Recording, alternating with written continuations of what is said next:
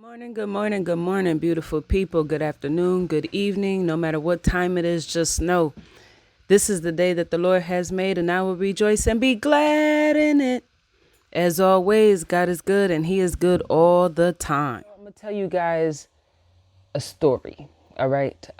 It's a blend of two different situations, but this story is about the times that I got arrested.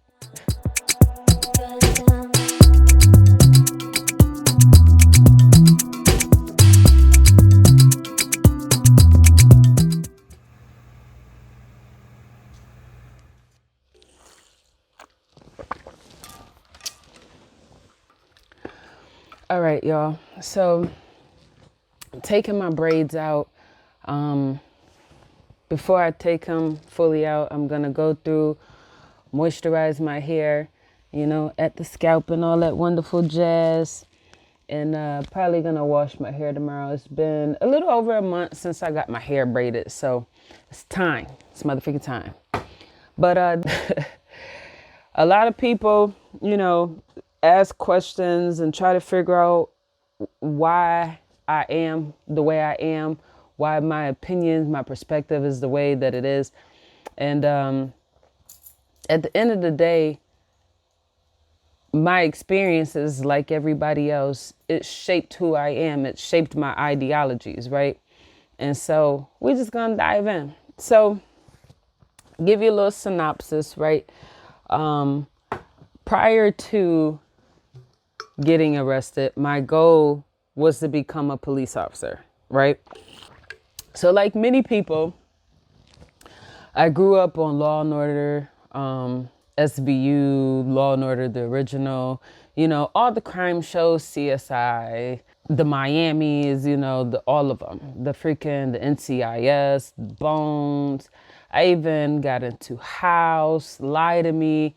And I was like really intrigued by forensic science and all this wonderful jazz. So I thought about it. I was like, you know what? I'm going to become a police officer. And my dad, my parents were for it because, they're job based, right? So they're like, yeah, do it, man. Because at least our daughter have a job with benefits and all that wonderful jazz. And so they were very supportive of the idea, especially because I went into the Marine Corps. That was to increase my freaking competitiveness. You know what I'm saying? I went into the military. That was supposed to be viewed as something that is like, oh, okay, we don't mind taking this person as a police officer or working in the law enforcement realm because, this person has military background and everything that comes with that, right? And so everything was on board, right? When I was a little, younger, in a sense, I had an idea of wanting to be a lawyer, but I was like, becoming a police officer is easier. You know what I'm saying? It doesn't require so much school. I mean, to be honest, it doesn't even require any school. It's pretty recent when law enforcement was requiring at minimum a GED or a high school diploma. For the longest, like niggas could have just joined that, the police force. They had no education. Like, what I'm saying? You could be uneducated, ignorant to motherfucking life. I mean, a lot of the police that work there now are uneducated. You know what I'm saying? The most that they have are high school diplomas. And me personally, I feel like that's not enough because as a police officer, you're going to be interacting with all different types of people. And if you're going to be interacting with all different types of people, you need experience with interacting with these type of people. And so if you spent your entire life, which majority of these police officers are, right? That's why a lot of, municipalities are moving towards having some kind of like residency requirement attached to their police departments, because you have, especially when it comes to city police, right? Whether it's NYPD, LAPD, you know what I'm saying? Chicago PD, Rochester's RPD, you know what I'm saying? It don't matter where the freak, Dayton, Ohio, it don't matter where, majority of the police officers that holds these positions as police officers, they come from rural suburbs, the places of the outskirts. They rarely hire individuals that's from that actual city to work there. So if you come from a place where your entire experience is farm life. All you dealt with was white people, Quakers or Mormons, you know what I'm saying, or rednecks. All you did was farm life, and your only, awareness of racial minorities, especially Black and Latinos people, is through motherfucking social media, the news, and all that wonderful jazz. Nigga, then your motherfucking mindset, your perception of people outside of you, you know what I'm saying, niggas that look like you, is gonna be very construed and probably poor. You know what I'm saying? You're gonna view them in such a negative light, because especially when it comes to the news don't really show Black people and Latino people in a positive motherfucking, aspect. Like when you see them, it's on some like the show, like The Cops, they make us look very criminalistic. I mean, to the point where you literally got white people out here, not even just white people, but I'm gonna say white people, who truly believe that Black people are more violent, you know what I'm saying, than any other race, especially compared to white people. And they really feel that Black people disproportionately commit more violent crimes than any other race of people. And one, based on numbers by itself, solely, that's inaccurate as a motherfucker. That's hella wrong. You know what I'm saying? Because I mean, me personally, as a person with research background, data is pretty important, but at the same time, with my motherfucking, educational background, I've come to the awareness, the knowledge that motherfucking data is not 100%, right? Data is so flawed, right?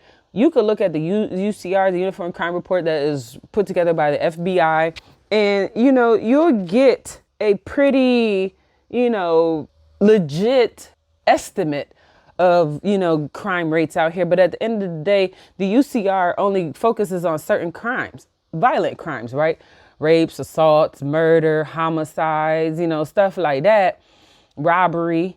And they don't focus on other crimes like, public indecency, public intoxication, motherfreaking disorderly conduct. It doesn't include murders by police officers. Like, it's flawed. It leaves out a lot of stuff. And so you learn this, that even the data that's out here, it's enough to use as a, as a foundation, a stepping block. But when it comes to its legitimacy in the realm of like, okay, this is 100% accurate. It exhausted everything. It tested everything it's supposed to test. And, through repetition, we found the same motherfucking, that only goes so far, especially when you're missing data. You got people that go without reporting crimes and all this other stuff, right? So I know that data, even data that's put together by these, these big motherfucking organizations and, high status,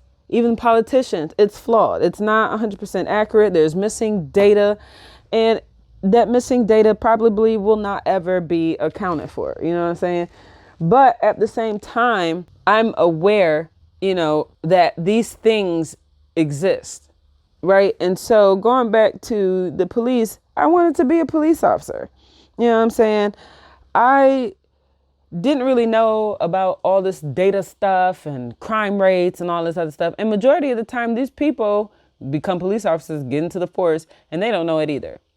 They're expected to cram what I learned in over 6 years of college. They're expected to cram all that and learn it in a span of like at most 27 weeks, right? And every topic only gets a small amount of time, 2 to 4 weeks. 2 to 4 weeks for weapons training, 2 to 4 weeks for morals and ethics, 2 to 4 weeks for constitutional law, 2 to 4 weeks to learn about, the social side of it, the racial disparities. And that's if they even cover it, because the bulk of their motherfucking training revolves around like gun training and self-defense and all this other stuff. Like, they don't really focus on the education part, you know what I'm saying? And so these are the issues that we have with the police force. But I didn't know this when I wanted to be a police officer, right? I'm just like, TV makes it look amazing. You know what I'm saying? I feel like I would do amazing in this space. I want to be a lawyer, but that requires a lot of schooling. I don't really want to be in school that long. I could become a police officer with little to no education, but I'm Black. And I know that without an education background, you know what I'm saying, some higher education, I do not make myself as competitive as I need to be for, promotion when it comes to white people, because you could have a motherfucking white person that would get a position of power and they would be skipped over a black person with educational background, right? But if I didn't have it off the rip, they'd be like, you can't expect to be a sergeant, a lieutenant, a captain, and you ain't got no education background. So I wanted to make myself more competitive and get some other freaking educational background, and so I decided I was going to go to school, get an associate's degree in criminal justice, and then apply to become a police officer. So as that was my plan. But then I got arrested in 2013. 2013, it was pretty rough for me because one, my experience in the military was rough, and that's for a whole nother story. But my experience in the military was rough, and I missed home. It was a lot of stress happening back home, a lot of craziness, and I felt like I had no control. And I was like, you know what? To deal with this lack of control, I'm gonna go out to a club and go drinking with some friends. Now, I know now that was a bad idea. You know what I'm saying? You're not in the positive headspace, and you're going to go out drinking, you know what I'm saying? And alcohol when you're mixing alcohol and stupid decisions, and foul emotions, it don't tend to mix so well. So I'm out here, you know what I'm saying? I'm on edge because I'm already upset. I'm drinking and drinking and drinking and drinking. And I'm out here drinking, man. When I say I'm drinking, I mean, I'm so drunk, I'm blacked out drunk, right? And so the only thing I remember is when we're leaving this motherfucking, the club strip. So we're in San Diego, California, because at the time I was stationed in Camp Pendleton, 1st Med Battalion on Camp Pendleton, right? And so we're leaving the club, motherfucking is closing and whatnot. And already, like, from what I've been told, because like I said, I was blacked out drunk. For what I've been told, friends was telling me, like, yeah, you was like very defensive. People couldn't say just about anything to me because I was like very, easily triggered. And we're leaving San Diego Strip. We're walking to our cars to leave. And from what I was told, that there was like this old black dude. Nobody at the time knew the dude's age. They just chucked it up as he's old. At the time, I'm like 21. So 30 was old. You know what I'm saying? 40 old, 50 old. So everybody just like chucking it up. This guy is old. They was like, he's all in your face and he's talking and yada, yada, yada. And they're like, you slapped him. Like, you just ended up slapping the dude. And the black dude got butt hurt. You know what I'm saying? Because he got slapped in front of people. He got embarrassed, and he started causing a scene, yelling and talking about, she hit me, blah, blah, blah, blah, blah, she hit me. And so I'm like, me personally, like I told you, I had no recollection of most of this because I'm so like blacked out drunk. But from what I've been told, this dude was just all in my face, pressing up on me. And mind you, we leaving the club, and most people, when you leave a club, especially when you see a female that's like pissy drunk, like niggas was really trying to scoop up drunk chicks just to get some sex. Like you can't consent to sex, but they'll take that wet sloppy, you know what I'm saying? And so dudes just all in my face, just pushing and pressing up on me. And at the time I'm married, you know what I'm saying? And the way I was raised is like, dude, once I tell you no, back the freak up type of thing. So I slapped the dude. He caused a scene. And next thing you know, we get rolled up on by some bicycle cops, man. So the bicycle cops come over, and this is what I'm being told because I don't have no recollection of nothing. I'm like, the only thing I remember is bits and pieces. I was like in and out, right? So my friends are like, yeah, the bicycle cops came. They asked him what happened. You're drunk as freak. You're not really able to defend yourself. So the police is just like, they taking what this dude said. You slapped him for no reason. And then they arrested me. So they got me sitting on the curb. And this is the part that I remember because I was like, it was like November, I want to say November 2nd was when I was arrested. And I was expected to get surgery on my right shoulder, like not even 2 weeks later.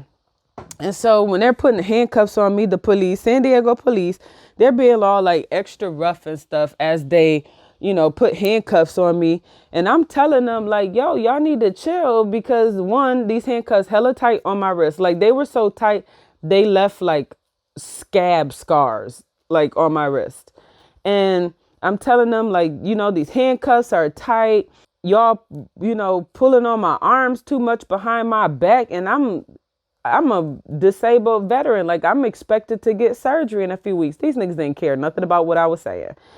They were still being all rough and pushing all up on me. And at the time, I looked like your typical chick. This is what, 2013 at the time. I looked like your typical black chick from New York, right? I got on a mother freaking this like blended hoodie that was like part leather, and then the sleeves and the hood was cloth, but the chest piece was leather. And then I got on some bootcut jeans and some Timberlands. So they arrested me or whatever, and I'm like blackout drunk. So I sober up in jail, like in the holding facility. So I'm sitting there, and as I'm like sobering up, I realize I'm sitting in a I didn't realize that I was in jail. I just noticed that I'm in this like box. It looks like a box. It's just a square. And instead of walls, it's like, I don't know, plexiglass or some trash. I just know it's like transparent. It's hella thick. You know what I'm saying? It's not all the way glass because you could tap on it and it won't break so easily type of thing. So I'm just like, what the freak is this? I'm all like freaking out. And there's this lady, mind you, there's mad people sitting in there, like mad females, like over 15 of us just chilling there. So many that there's only a few like benches in there. Most of the people was just like laid out on the floor, sitting on the floor, trying to sleep because it's just some big old holding facility. And I got arrested on the weekend, like Friday. So the lady is all like, I'm like freaking out. I'm like, damn, how did I get here? So I see the police walking by, you know what I'm saying? And I'm tapping on the glass, trying to get their attention. And they be a hella nasty. It's like a Latino or Asian chick. I don't know. She passing, but she could pass as Latino. She could have been Asian. But this chick over here yelling at me, talking about stop tapping on the door, just talking hella heavy. And I'm just like, nigga, what? Like, y'all know when y'all brought me in here, I was flat out drunk. Like, how the freak you just gonna bring me in here?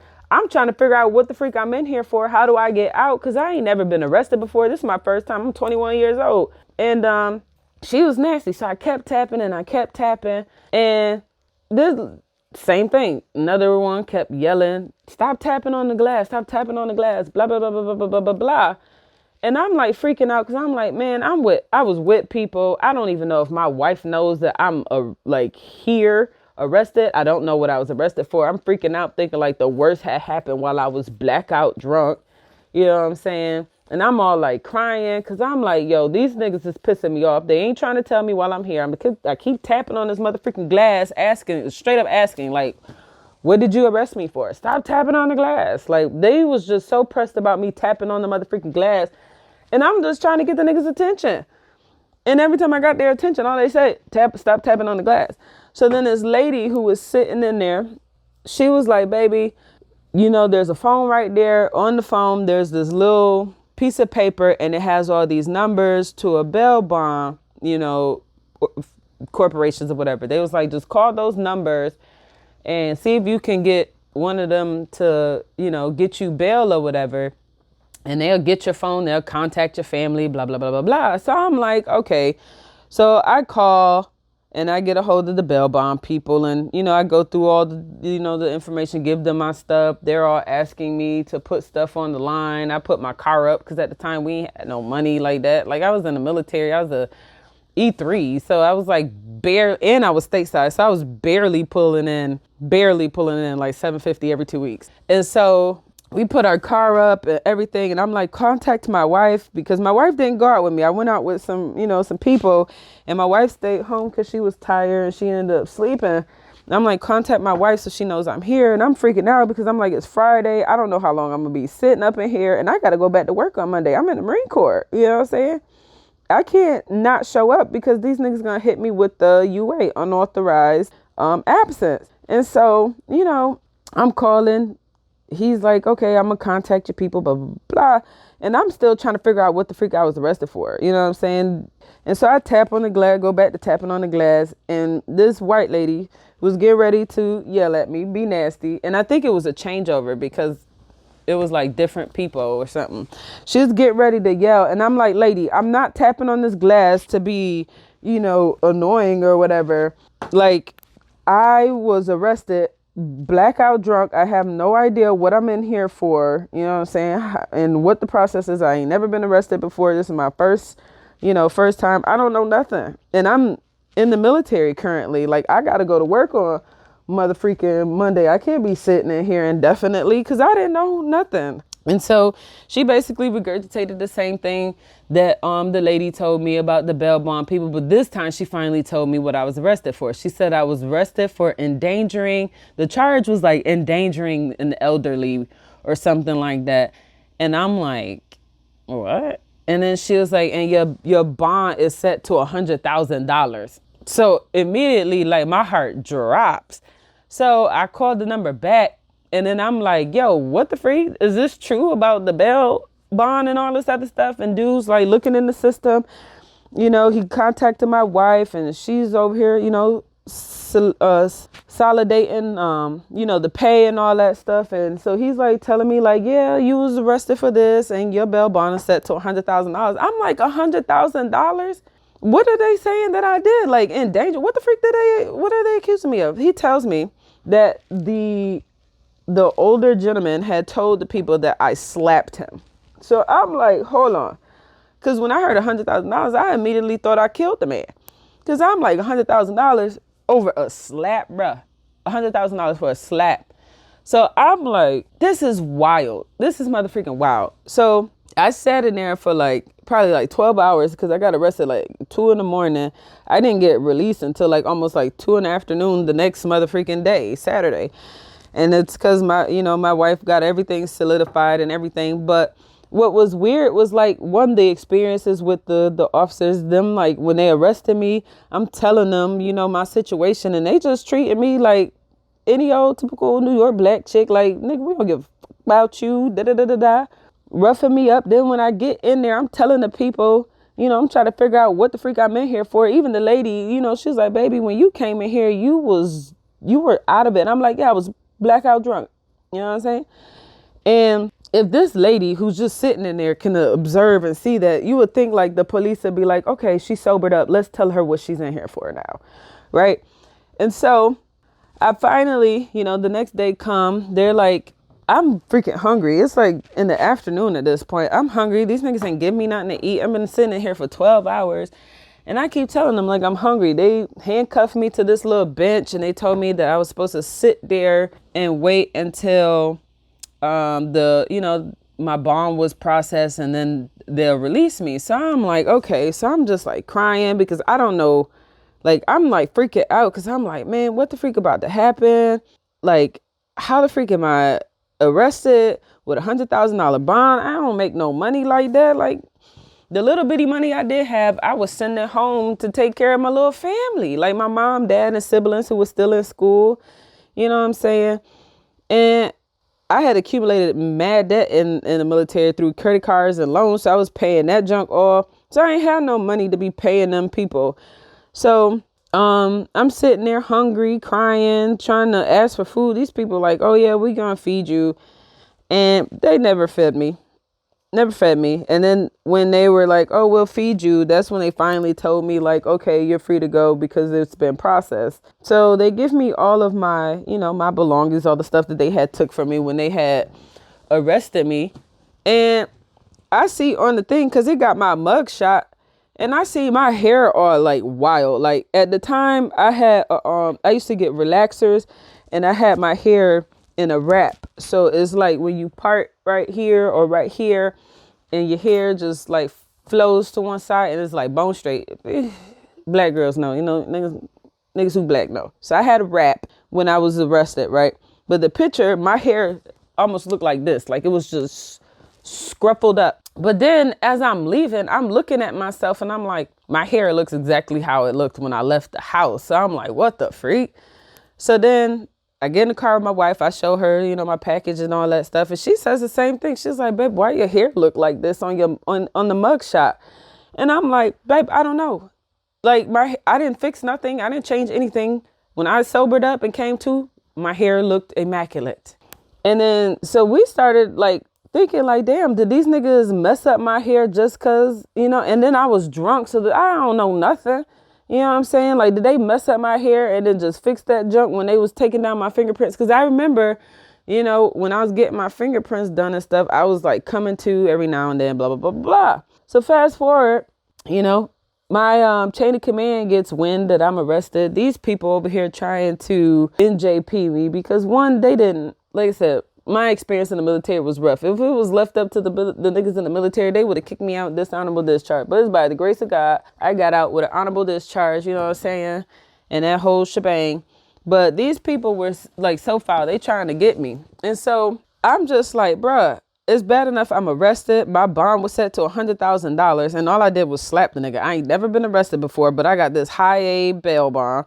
Then we went through the bail people. They're like, okay, well, when you go through bail, you only got to pay 10% of your bond. So my bond was set to $10,000 or $100,000. There was like 10% of that is 10 grand. Then he gave me some like military discount. So the only thing I had to pay back was like a little over 8 grand, which was a lot for me at the time because I was already pulling in nothing. My monies was exhausted. And so I'm just like, whatever, I'm gonna make do. Cause like, I'm just like, I was told you don't pay your bail, you could screw stuff up and end up back in the system. So I'm just like, all right, pay my bail. Fast forward, I start hearing all these rumors about how you could get your money back when you pay your bail bond. So I'm like, so I go through the motions trying to get my money back and come to find out that you only get your money back is when you pay the motherfucking courts directly through your bond. If you go through a bail bond service, you don't get no money back. That's just a loss. Now, I don't have $100,000 to pay the motherfucking courts directly to get back. You know what I'm saying? So I was forced damn near to go through a bail bonds because I'm like, I'm not about to sit in here. I don't even know how long I'm supposed to be in here before I'm like presented before a judge or whatever. Like, I didn't know nothing. I was so green to life. You know what I'm saying? I went in the Marine Corps fresh out of high school. Like, I turned 18 in boot camp. At the time, I'm 21. You know what I'm saying? So I'm just like, what the freak? Like, I can't get my money back. This is wild. And then why was my bail bond set so damn high to begin with? I'm just kept thinking like, I never been convicted before, you know what I'm saying? Like, and then it was just a slap. Like, I didn't even harm this dude. He ain't hurting no nothing. And then I got the military after me trying to, throw they worst at me and all this other stuff. And then, so when I go to actual court, the nigga don't even show up. So they dismiss the charges due to the fact that the guy never showed up. So I'm just like, bruh, I got arrested over a nigga who didn't even show up to court. They can't give me back that time that I done sat there. I'm stuck with paying $8,000 for something that nothing came from it. It was dismissed because it said no charges filed. If no charges were filed, why the freak am I sitting in motherfucking jail and then getting this? Like, he didn't charge no file. Like he didn't file no charges against me. So why the freak was I sitting in jail? I didn't know any of this. All I had was a bunch of questions. And so I was just like, at that point, my opinion started to change about my job. I was like, I don't think I want to be a police officer anymore because them niggas raggedy. Like, first off, they manhandling me. I'm telling them my shoulders is hurting. I'm pending surgery in a couple of weeks. These niggas don't care. Then I really feel like they, mess with my motherfucking mugshot. Like, they mess with my hair just so I could look crazy in the mugshot and then fix it afterwards because I'm drunk. Then I find out that when I was arrested, this dude who is black, but he could pass as like Latino or something. This nigga over here freaking out. They said he tried fighting the cops and everything. Nigga didn't get arrested. The only thing that happened to him was that they put him in the drunk tank, just held him in there until he sobered up. And once he sobered up, they released him. But they arrested me and no charges were even filed. Like, that's the crazy part, right? Like, how the freak you arrest somebody? You ain't got no arrest warrant. Nobody pressed charges against them. like file charges against them. So what are you arresting me for? You literally have no cause to arrest me. But at the time, I didn't know any of this.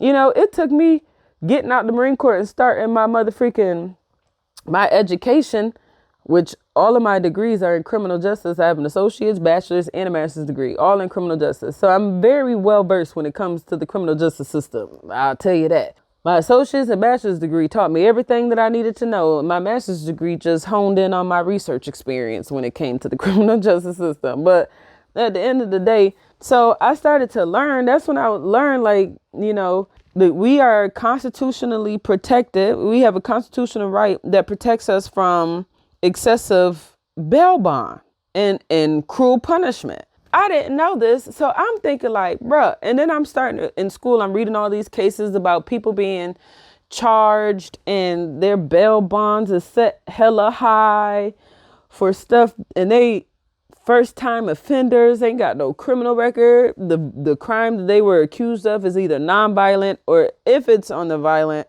side, it's so low on the spectrum that it's like, nigga, you shouldn't even consider this violence, And that's when I'm starting to learn. I'm like, bruh, that's when I learned about the money thing, because I'm like, this is starting to make sense. I'm protected from unlawful searches and seizures. I can't be arrested without a search warrant, you know what I'm saying? Or the police actually seeing me commit a crime, charges has to be, man, my education made me realize like, damn, all the stuff that black people be talking about that they experience with the criminal justice, nigga, you just experienced that. You experienced some of the crookedness with the system. So that's when my whole idea started to shift about my job, right? So I'm like, well, I don't want to be a regular patrol officer. So then I started to aim for being a state police officer. In New York, state police, fresh out of the academy, is making like $80,000.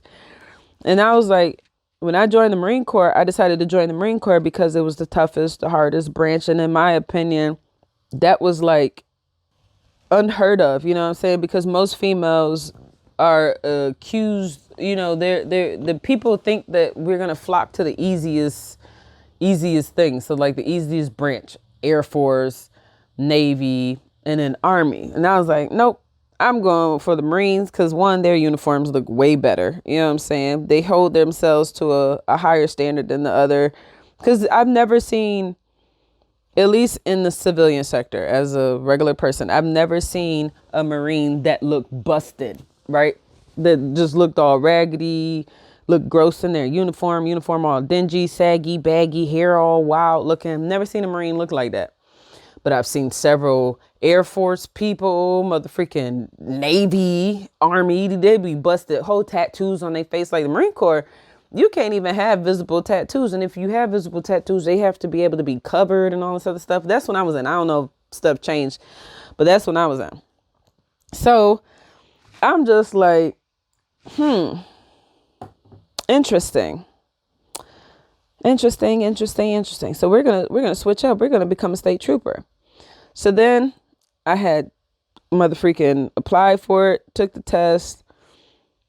It was set for me to, go through the process. And that's when I was just like, you know what? I don't even want to be a police officer anymore, because that interaction that I had with the police was very traumatizing. You know what I'm saying? Especially because like every constitutional violation that you could potentially think of regarding the police and the courts and all that stuff, I had experienced in my first arrest, So I'm just like, F this. I'm going to get as much as, criminal justice background as I got. And at this time I was like approaching finishing my bachelor's degree. So I'm like, you know what? I'm going to go to school and get a master's degree. And then once I finish that, I'm going to go to law school, and I'm going to go for my PhD and my JD, and I'm going to become a lawyer and try to help keep people out of the system, right? Keep people out of it instead of getting them funneled in. And so that's when stuff started to switch, right? It started to shift for me. And so I started planning, taking I took the LSAT, studied a little bit for the LSAT, got a 136, not happy with the score because, when it comes to funding and stuff, the better you do, the less money you got to pay. So I was like, I'm going to take it again. And, but yeah, so at the end of the day, I'm just like, all right, the police is over, becoming a lawyer. I want to be a judge, help people stay out of the system, right? So then fast forward to 2020, I got arrested again. But this time I had no idea. Well, I had no idea I was going to get arrested the first time, but this one was wild. So here I am. You know, my sister is like, T, I want to start working out. I gained a lot of weight. I want to get my body right. So I'm like, all right, I'll pick you up. We can go to the gym together. So I go to my parents' house to pick up my sister.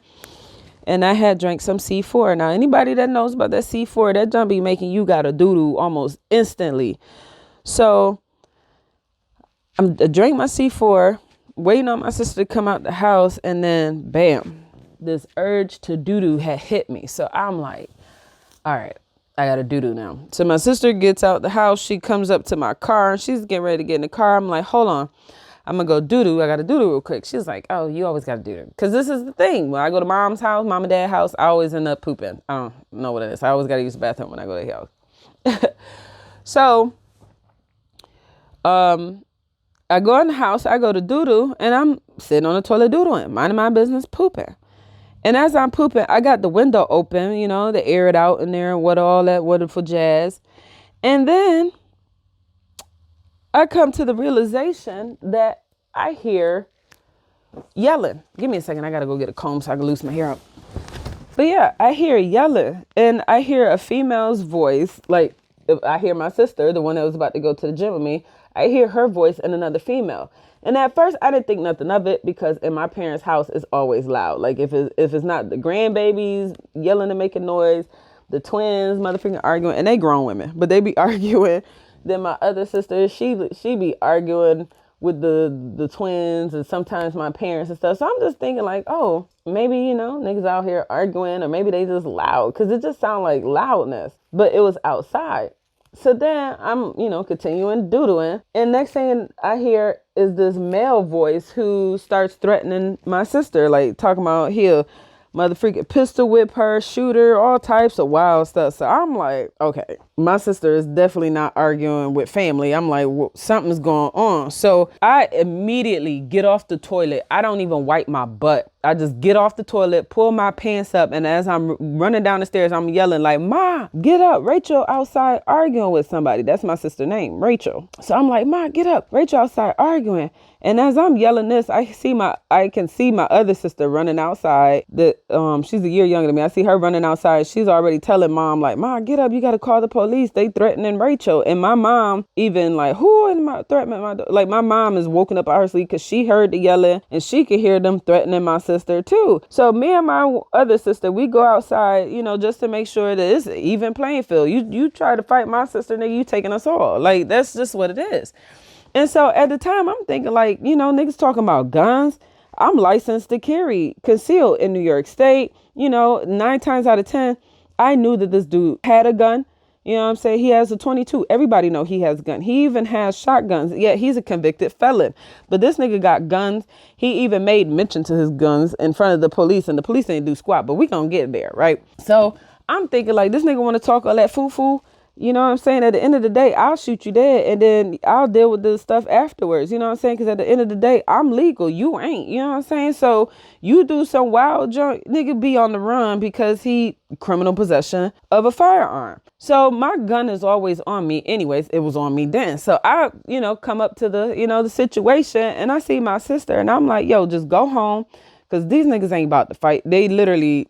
These same people have argued with just about everybody on this motherfucking street, on my parents' street, right? They don't argue with everybody, always trying to go for bad, trying to bully people. They done pistol whip a couple of people, you know what I'm saying? Just going for bad because they some weak old drug dealers and they think they so, it's weird, man. You know, they strung out on drugs, but at the same time, they drug dealers and they just be doing some wild stuff. So, you know, this dude, he's sitting here arguing, talking about, oh, what are you supposed to do? You lesbian. And then they kept calling me, you know, like, here go the hate crime speech, you know, just throwing out the gay jokes and all this other stuff. And I'm just like, nigga, you just mad because you had a whole thing for me and you can't get it. Like, This ain't nothing new. I've experienced all this weirdo junk before. And so, he talking his smiggity smack, and I'm just like, yo, get in the house. My sister, she's pissed. She's still yelling. They walking towards us. And so my back is to them trying to push my other sisters towards the house. But these niggas walking up on me with my back turned. So my sister's like, oh, what you walking up on us for? Go to your house. Like, and these people was damn near in front of my parents' house, doing all this wild stuff. They live on the end of the street, and they're like 2 houses down in my parents' yard. And so my sisters, they're walking up on them like, what you walking up on us for? T, like, turn around. They blah, blah, blah, blah. I'm like, man, they not about that life. This niggas, all they do is talk, talk, talk, talk, talk, talk, talk. Like, everybody does experience this. The only people they be putting hands on are, people that they know they can bully. So we talking. And then, dude saying some stuff and his girlfriend saying some stuff. And now they pissing me off because I'm like, yo, I'm trying to get my family home. Y'all walking up on us. You still threatening to shoot us and all this weirdo junk, tugging on your pockets and junk. And y'all ain't about nothing. If we not about to fight, everybody go home, And at this point, I'm talking to my sister. One of my sisters is pushing me and my other sister. They're like, go home. So we did this dance of, pushing each other. But then the other two was still walking towards them because the people walking towards us. And it's one of them things like, one back turned, everybody else, y'all watch they six type of thing. You know what I'm saying? And so we did this little dance for a little bit. And then after a while, this dude just kept like threatening with his gun, this, gun, that. And so I told him, and I'm like, my gun is so visible, man. I got a Colt 45. I'm wearing some other freaking Adidas spandex. You know what I'm saying? Like some Adidas like leggings type spandex and this like flowy like muscle shirt. You know what I'm saying? So you can see my Colt 45 just sitting on my hip, bro. And then I'm like telling them like, nigga, you talking all that hype junk, but you ain't legal. You know what I'm saying? So you pull yours junk out. The police come, it's over for you. But me, on the other hand, it ain't like that. This self-defense, bro. You pull your junk out or you talking all that, I will motherfucking shoot you. That's what I told them. Like, I would shoot you. You know what I'm saying? Ain't nobody playing these games. You over here threatening to hurt people and stuff. And you ain't do nothing yet. We ain't about to fight. And I'm just saying this. Like, trying to, make the nigga realize, like, you really about to go to prison? Over what? For pride? You ready to pull your gun out and for what? Just, if we about to fight, let's fight. You could take this L and keep it moving, but you keep talking about this gun. So it's obvious, I'm talking about my gun. I said I got my gun on me. You can see it. It's a 45 just sitting on my hip. You know what I'm saying? And I'm wearing workout clothes. And at the time I was like 155 pounds. So I'm damn near 5'8", 155 pounds. And I'm like pretty muscular. I was skinny, So it was so obvious to see my gun, right? So then this nigga starts yelling like, oh, she got a gun, drawing attention to my gun because all these, strangers was watching. They was watching the whole time. They was watching when my sister was by herself arguing with these people. Ain't nobody tried to help my sister. Tell the dude like, yo, dude, go about your business. She a female, none of that. And it was dudes out there watching. And so, they talking all this hype junk and this random white dude, who was a contractor, he was working on one of my parents' neighbor's porch. He comes out of nowhere and all of a sudden I feel my mother freaking pistol being lifted off of my side. So I put my hand like this and I'm like, bro, what the freak are you doing?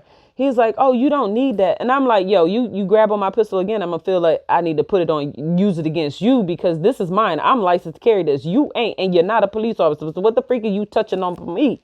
My stuff for? And he says the same thing, like, you don't need it. And I'm like, nigga, if you don't back the freak up out my face. And so he backed off.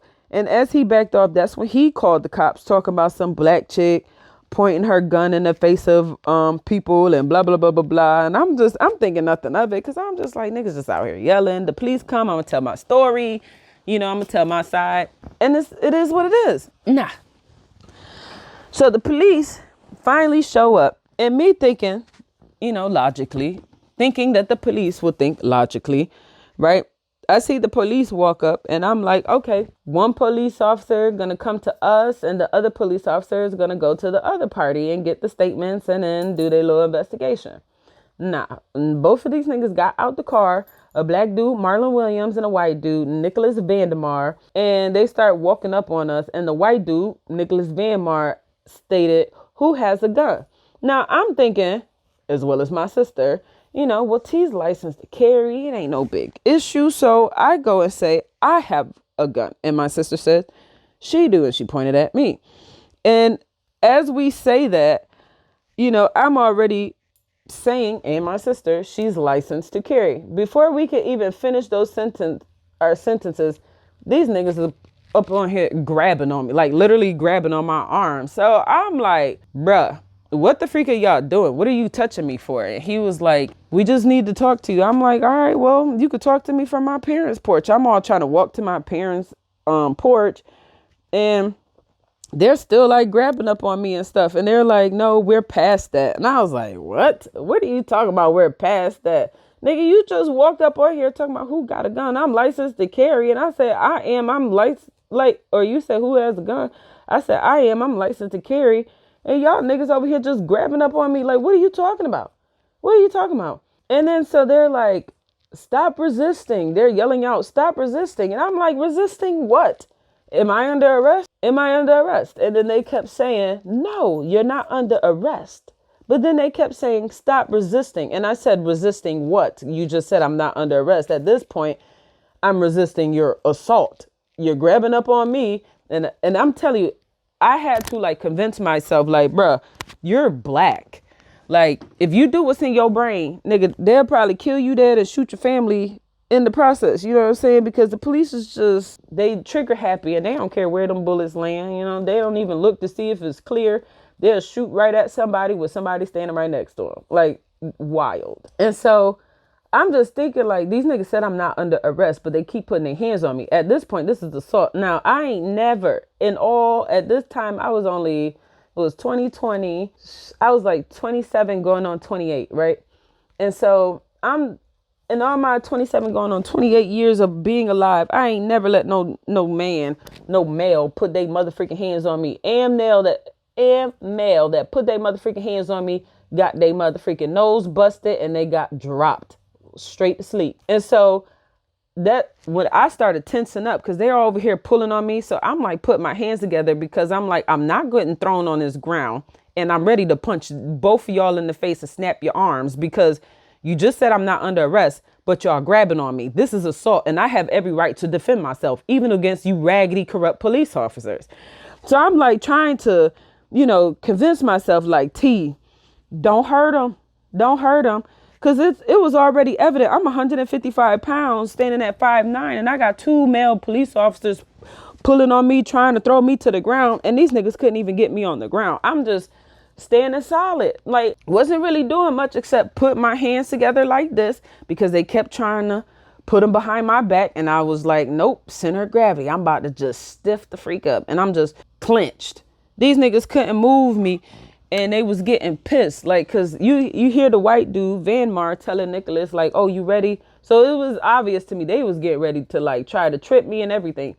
I'm going to show y'all the footage, but you can hear me tell the police, like, why you stepping on my feet? Nicholas Van Mar stepped on my foot because what his thought process was, like, she's stronger than me. So let me step on her foot and then try to, throw her real quick and knock her off balance. Nah, bro. Nah.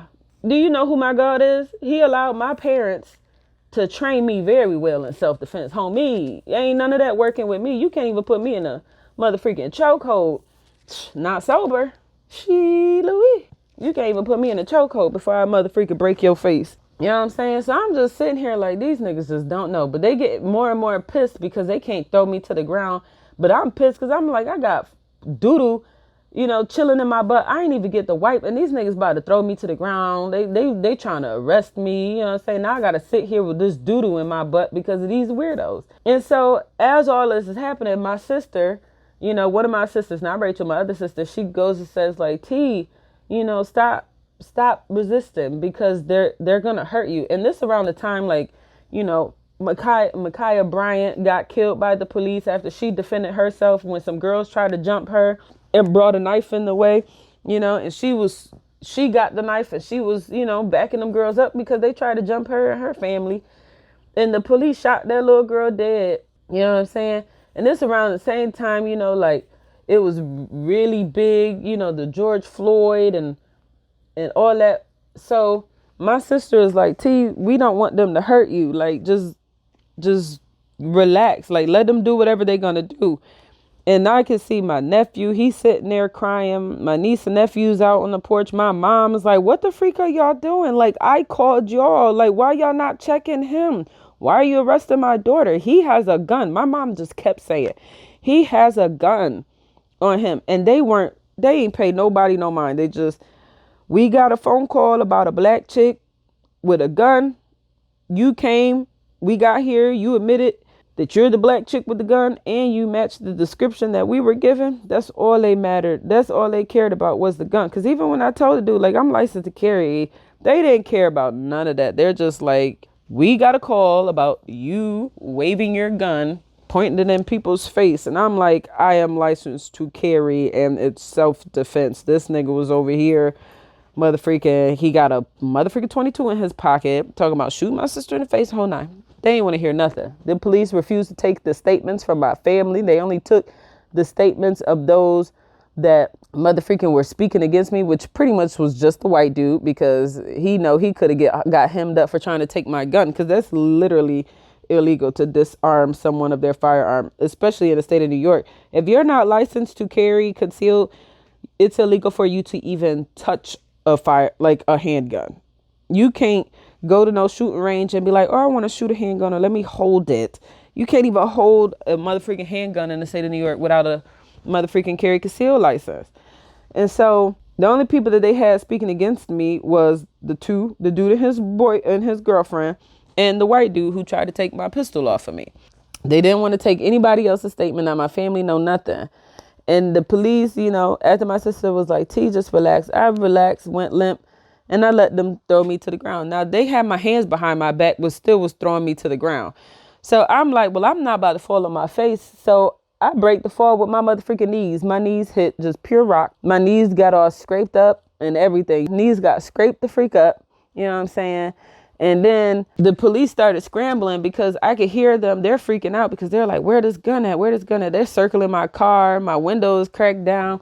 And I kept saying, like, y'all better not go on my vehicle because you do not have my consent to search my vehicle. And unless you got a motherfucking search warrant, which I know you cannot get, because at this time it was a Friday and it was like closer to 4:00.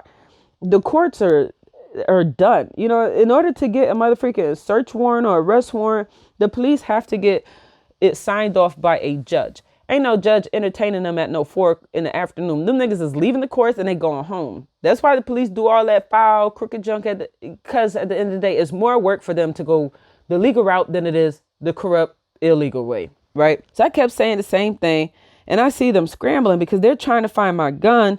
And as police officers showing up, mind you, it's like 12 of these hoes over there.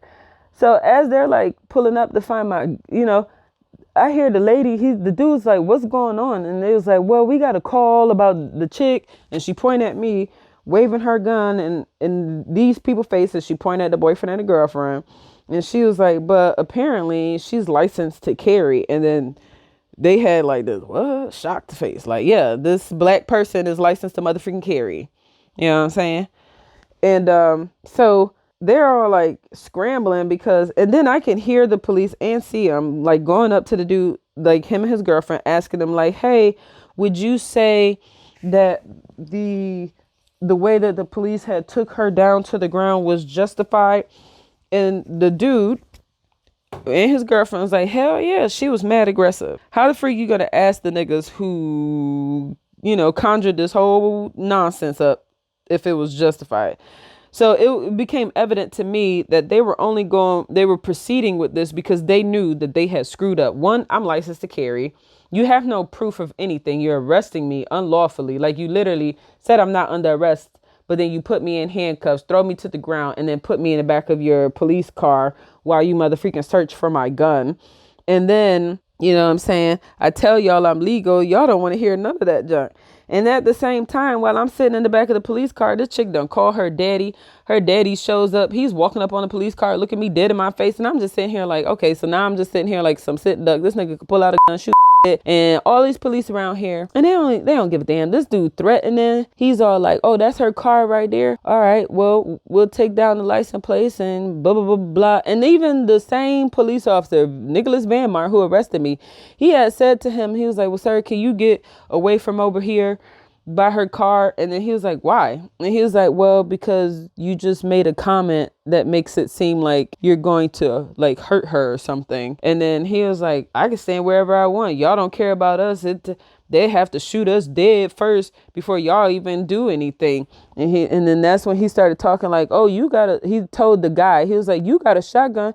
You should have went in the house, got your shotgun and shot her dead.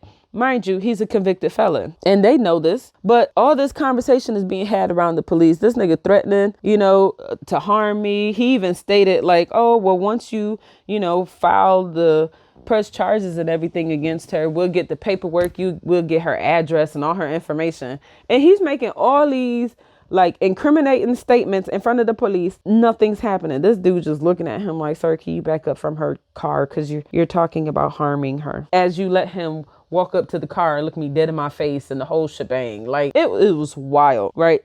Then it got so crazy that not only was I unlawfully arrested in the whole nine, but the police started doing some wild stuff. So like the police come in, they searching for my stuff. They motherfucking coercing my mom into giving them permission to come search her house. And then they just lying and all this wild stuff to come in there. And then they intentionally kept us separated because the whole time that I was interacting with the police and I had my hands clenched, I kept telling them like, I know my rights. I have 3 degrees in criminal justice, an associate's, a bachelor's, and a master's. Like I was telling these niggas like, I know your job better than you, pissing them off because I was saying it. Like, and as I'm saying all this, I'm quoting my rights and all this stuff. So they made it their business to keep us separated. Because even when I had asked him, I said, well, I didn't even ask him. I told him, I said, can you tell my sister to call my wife and tell her I was arrested? He refused to even tell my sister. He wouldn't let me come in contact with them because of the fact that I am knowledgeable about the law. And I would have told my family, don't let them search nothing, because it was searching, they was just looking for something. The fishing expedition, which is illegal. You can't just hold people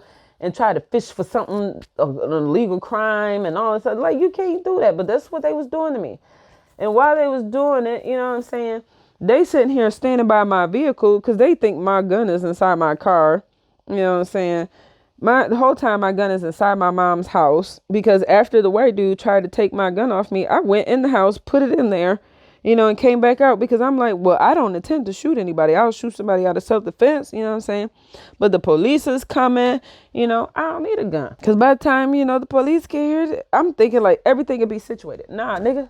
Nah. The police was against me. They were against me. Didn't even check the dude. And he had a whole illegal firearm on him. He has a history, a motherfucking criminal record that's as long as my academic record. Like, it's crazy. But they didn't do none of the procedures and protocols. This nigga and his family threatening my safety in front of the police officers, and all he telling them is to back away from my vehicle. Then you got the police. They don't take my family's statement. Then I'm like calling, like, why y'all didn't take my family's statement and blah, blah, blah, blah, blah. Like, y'all investigative tactics was like, your procedural justice is terrible. Like, you literally have rules, like procedures that's in place, and y'all niggas is just skipping over. I know them because I studied it. Like, this is not how you investigate an alleged crime. Like, this is not what we do. But they kept doing foul stuff. Then I'm like calling to speak to a motherfucking lieutenant. This nigga named Sergeant Eisler calls me impersonating the lieutenant. And then I'm like, y'all didn't investigate properly. Y'all, if you talk to this person, they will tell you like we were in defense. These niggas took my gun. You know what I'm saying? My mom gave them my gun because they, like I said, they lied to her, coerced to her, and the whole shebang. And then so my mom gave them my gun. These niggas took my gun and I was unlawfully arrested. You know what I'm saying? And then this interaction had led to even more foul, crooked stuff. And not just with the police, but the court systems too. So like, I get in the systems, not only am I facing criminal charges, but now I also have to go to pistol permit hearings because my pistol was taken. And not even a month later, while I'm on vacation, I get a call from my sister saying that I got a letter in the mail from Monroe County's Monroe County's court saying that I had to turn in every firearm that I own and my pistol permit, and that if I didn't, all of this, that, and the third, the warrant would have been searched and blah, blah, blah. And then they would have revoked my junk and blah, blah, blah. But then they also said that I can appeal this suspension, but if I didn't appeal it, automatically my junk would have been revoked. So I'm like, what the freak is this?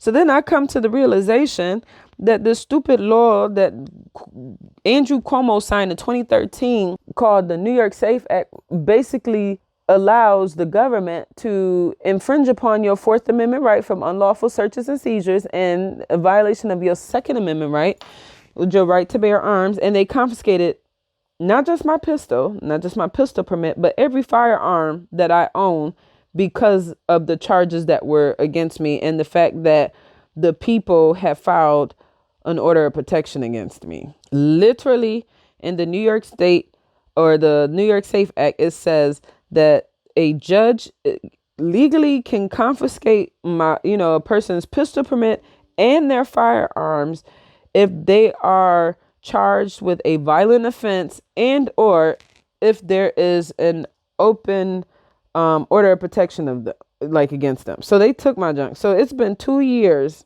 well, almost 2 years since they took my firearm, and my case is done. You know what I'm saying? Like, nothing came from it. Every charge that was thrown at me fell apart. Literally, their whole case against me just fell apart. And that's the power of the Most High God. Nothing that they thrown at me came to pass. You know what I'm saying?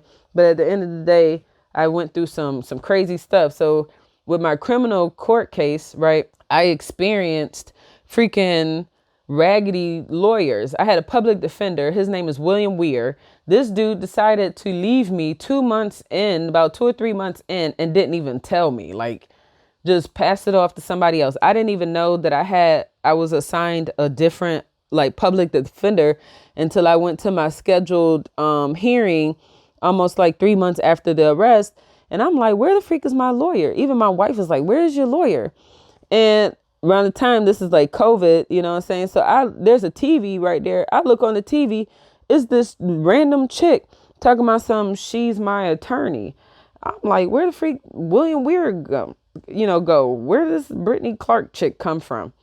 So then there's that. Then he didn't request or file any motions or anything regarding my case. They just let stuff happen. Now, the prosecution, I don't know if this is nationwide or if it's just municipal based, but the prosecution here in New York has 90 days to render the discovery to the defense attorney, which the discovery is basically all the evidence and all the accusatory instruments and everything that is against you so they can, your defense can build their case.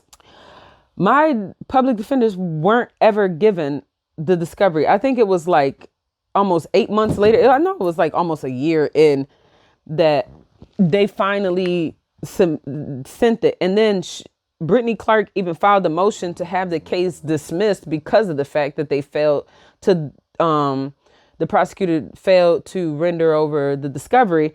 And the judge, motherfreaking Stephen Miller, a black dude, Muslim black dude, he denied the motion and still kept it going.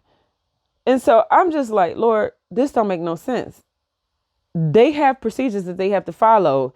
If it don't go according, like it's prosecutorial misconduct, everything falls apart, stuff like that. Nah, bro, they dragged this junk out. So she kept fighting, but she was pissed because she kept telling me, she was like, the charges that you have against you. Now, they originally charged me with menacing with a deadly weapon, and I just had one charge. And it was me being arrogant because I was so pissed. The only thing I could think of was to talk junk, you know what I'm saying? And use my knowledge while I do it, because don't nothing upsets racist white people more than an educated black person. You know what I'm saying? So the whole time I'm like asking her, I'm like, so what is this charge, menacing with a deadly weapon? Because I don't have my penal law book in front of me to see what this consists of. And so she tells me it's with the intent to cause harm or to put fear into someone that you are going to harm them and blah, blah, blah, blah, with the deadly instrument. And so I said, with the intent? She said, yes. I said, how do y'all expect to prove intent in a supposed misdemeanor, and y'all can't even prove intent in murder? And she was like, well, what was your intent? I said, to defend myself with the firearm that I am legally allowed to carry. And so you can see it all in her face. She got pissed. By the time I went to court, I went from one charge to having 4 charges against me. I had 2 charges of menacing with a deadly weapon. They accused me of pointing my weapon in both of them faces, the dude and his girlfriend. Then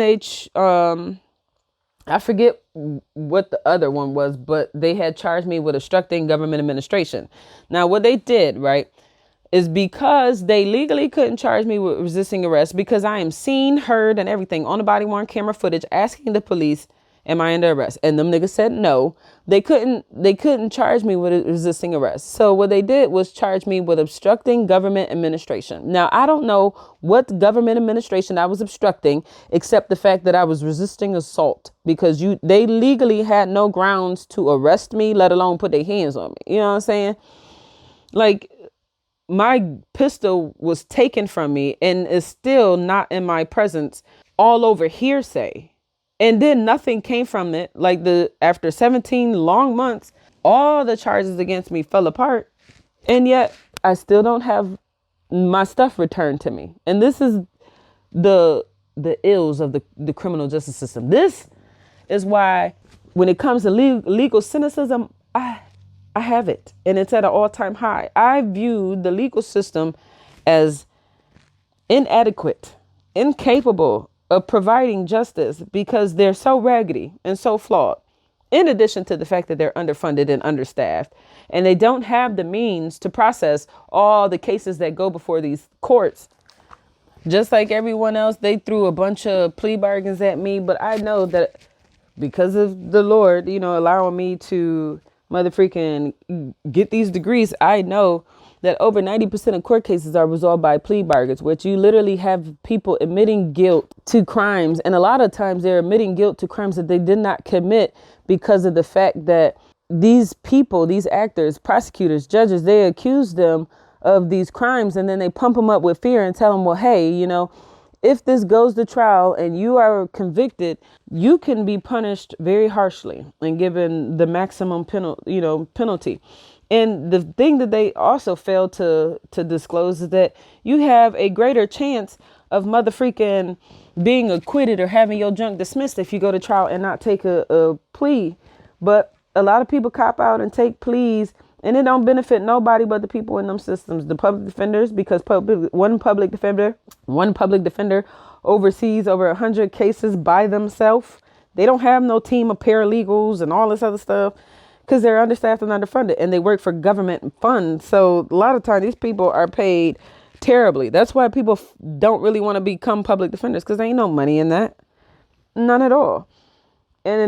But like I said, they fail to tell you that you're more likely to have your case, thrown out, dismissed. You could be acquitted because of the truth of the matter is there's about 10% of court cases that actually goes to trial, right? So, for example, if a city's seen 2,000 cases, 90% of those cases are resolved by plea bargains. That means you have over 1,800 people admitting guilt, whether they did it or not, admitting guilt. Just because they think it's easier, they don't have to serve as much time. Maybe, they're not trying to miss out too much, on work, so they don't end up losing their job. Don't nobody want to be arrested or whatever forever, and then you run the risk of getting evicted because you ain't make no payments on your house, your car getting repoed, you know what I'm saying? All that jazz. So people make these drastic decisions regarding, the criminal system, thinking that it's easier for them, but ultimately screwing themselves over, because now you have to deal with the stigma of being arrested. And depending on what your arrests, are, the charges were and what your conviction, man, so much stuff can happen. Like, look at me. I was arrested and all this stuff. I ain't get my pistol back yet. It's going to come back. I'm telling you. Just like this case was thrown out, everything that was taken from me will be returned. And I speak and proclaim that in the name of Jesus, because I believe in the power, not just in prayer, but I believe in the power of the blood of Jesus. I believe in the power of the Most High God. You know what I'm saying? And there's nothing that man can do to me that God cannot undo. There's nothing that man can do to me that God cannot block. He did it with my criminal case, but they threw it at me. They was like, oh, we'll plead guilty and to menacing with a deadly weapon. And the worst that could happen to you, you get 2 years of probation since you don't have a criminal record. And then I got to deal with the stigma attached to being convicted. Then I can't sue RPD for them unlawfully arresting me and harming me in the process, injuring me. You know what I'm saying? Because I've sustained knee injuries that has been in existence since that interaction. You know what I'm saying? That ruins all of that. So no. Then they threw at me. They was like, oh, well, plead guilty to disorderly conduct and you won't get probation. Like nothing, is just disorderly conduct.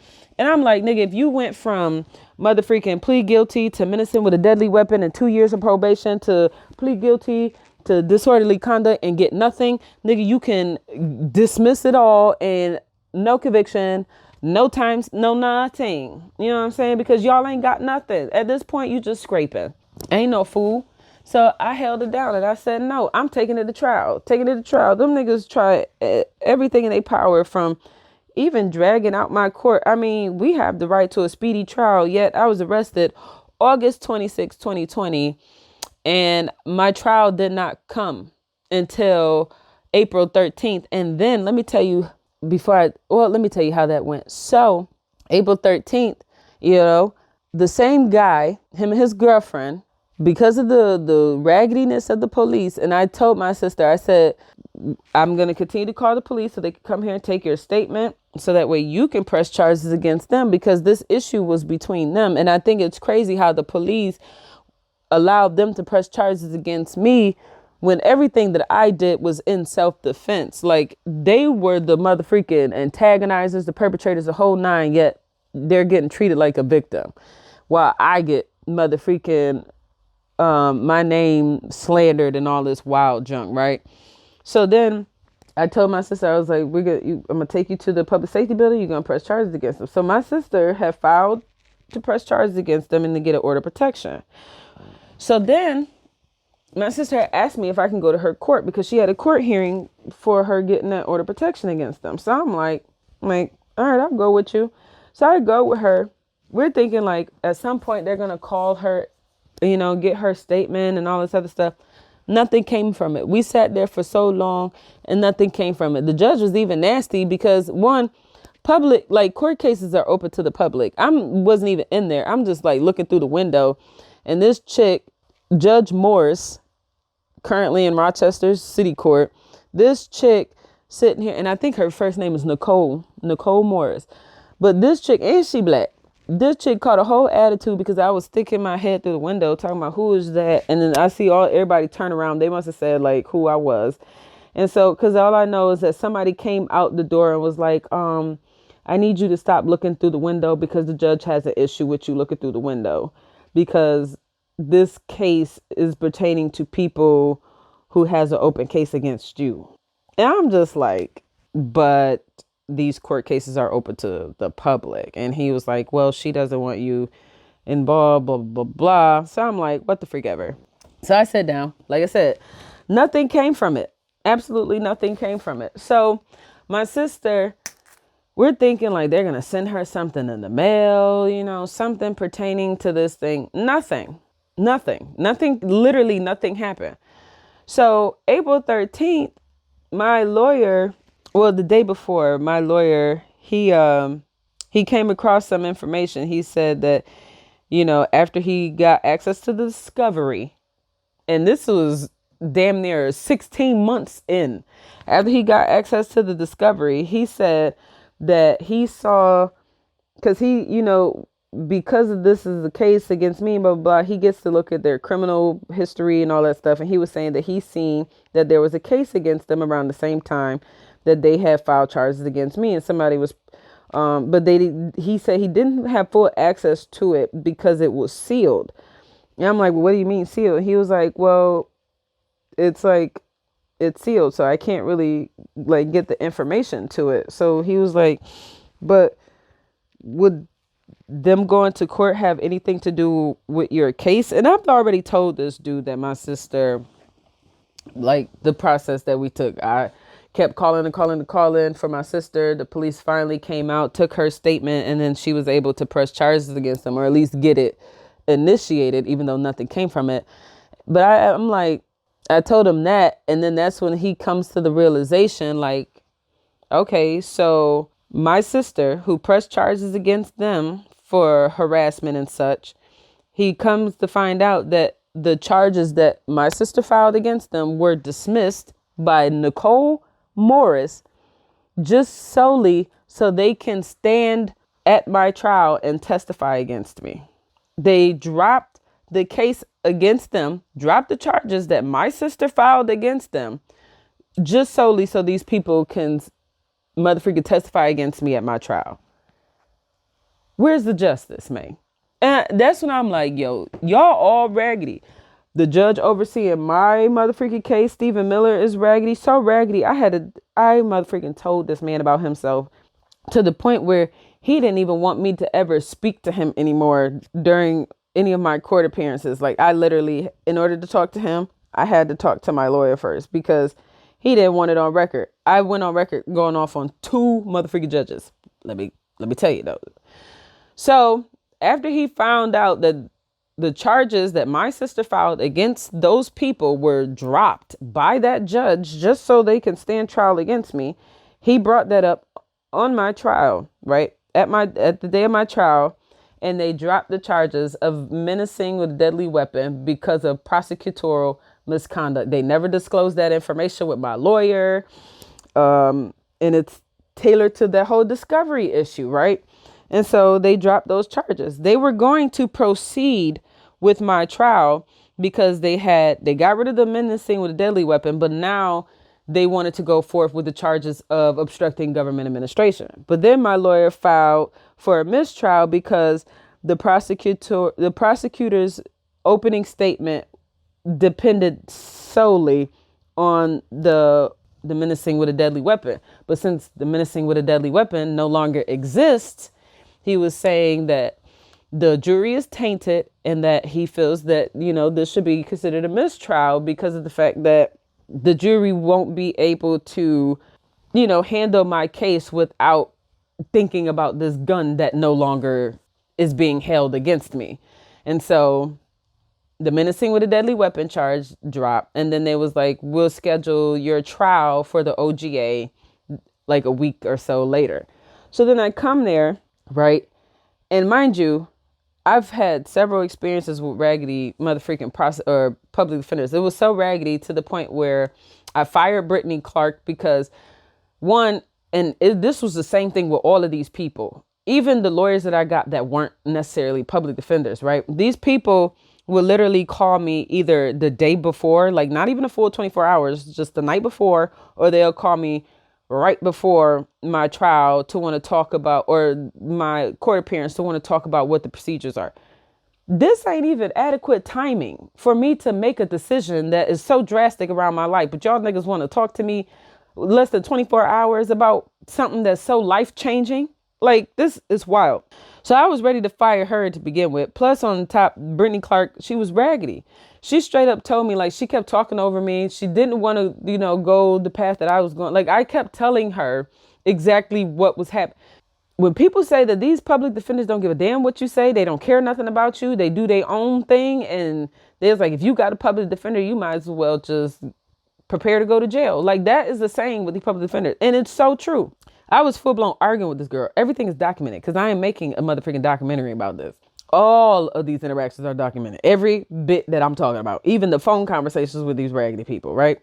But so she goes and say, well, if you have an issue with how I conduct this, she was like, if you're found guilty, you can always appeal for what she said, attorney misconduct or something like that. And I'm like, bruh, she don't even give a damn. Like, she ain't even gonna put forth any effort. She's just like, whatever happens, you can always appeal, even though the appeal is never immediate. Niggas just be sitting in there waiting for the appeal to go through, and sometimes that joint don't go through for years.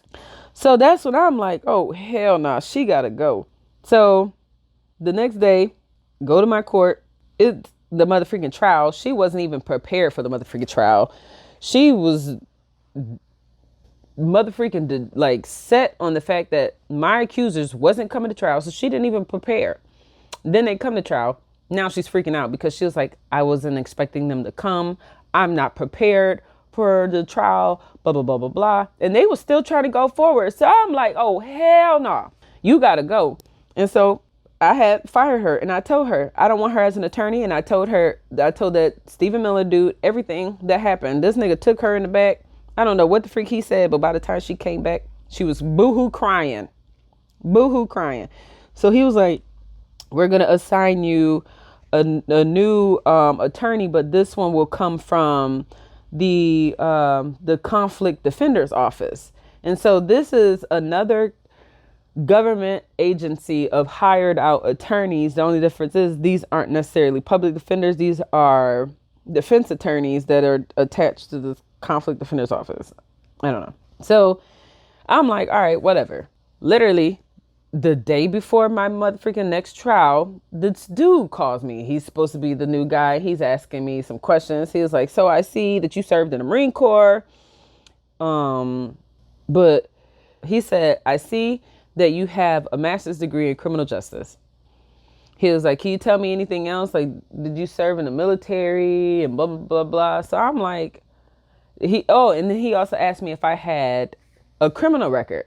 So I'm like, if you my lawyer and you could see on whatever the freak you looking at that I have motherfucking a master's degree in criminal justice, which around the time that this was happening with him, I had only had my master's degree for like maybe 6 months. I had literally, because I had got my master's degree, I graduated my master's program literally that same year, like a month or two before I got arrested.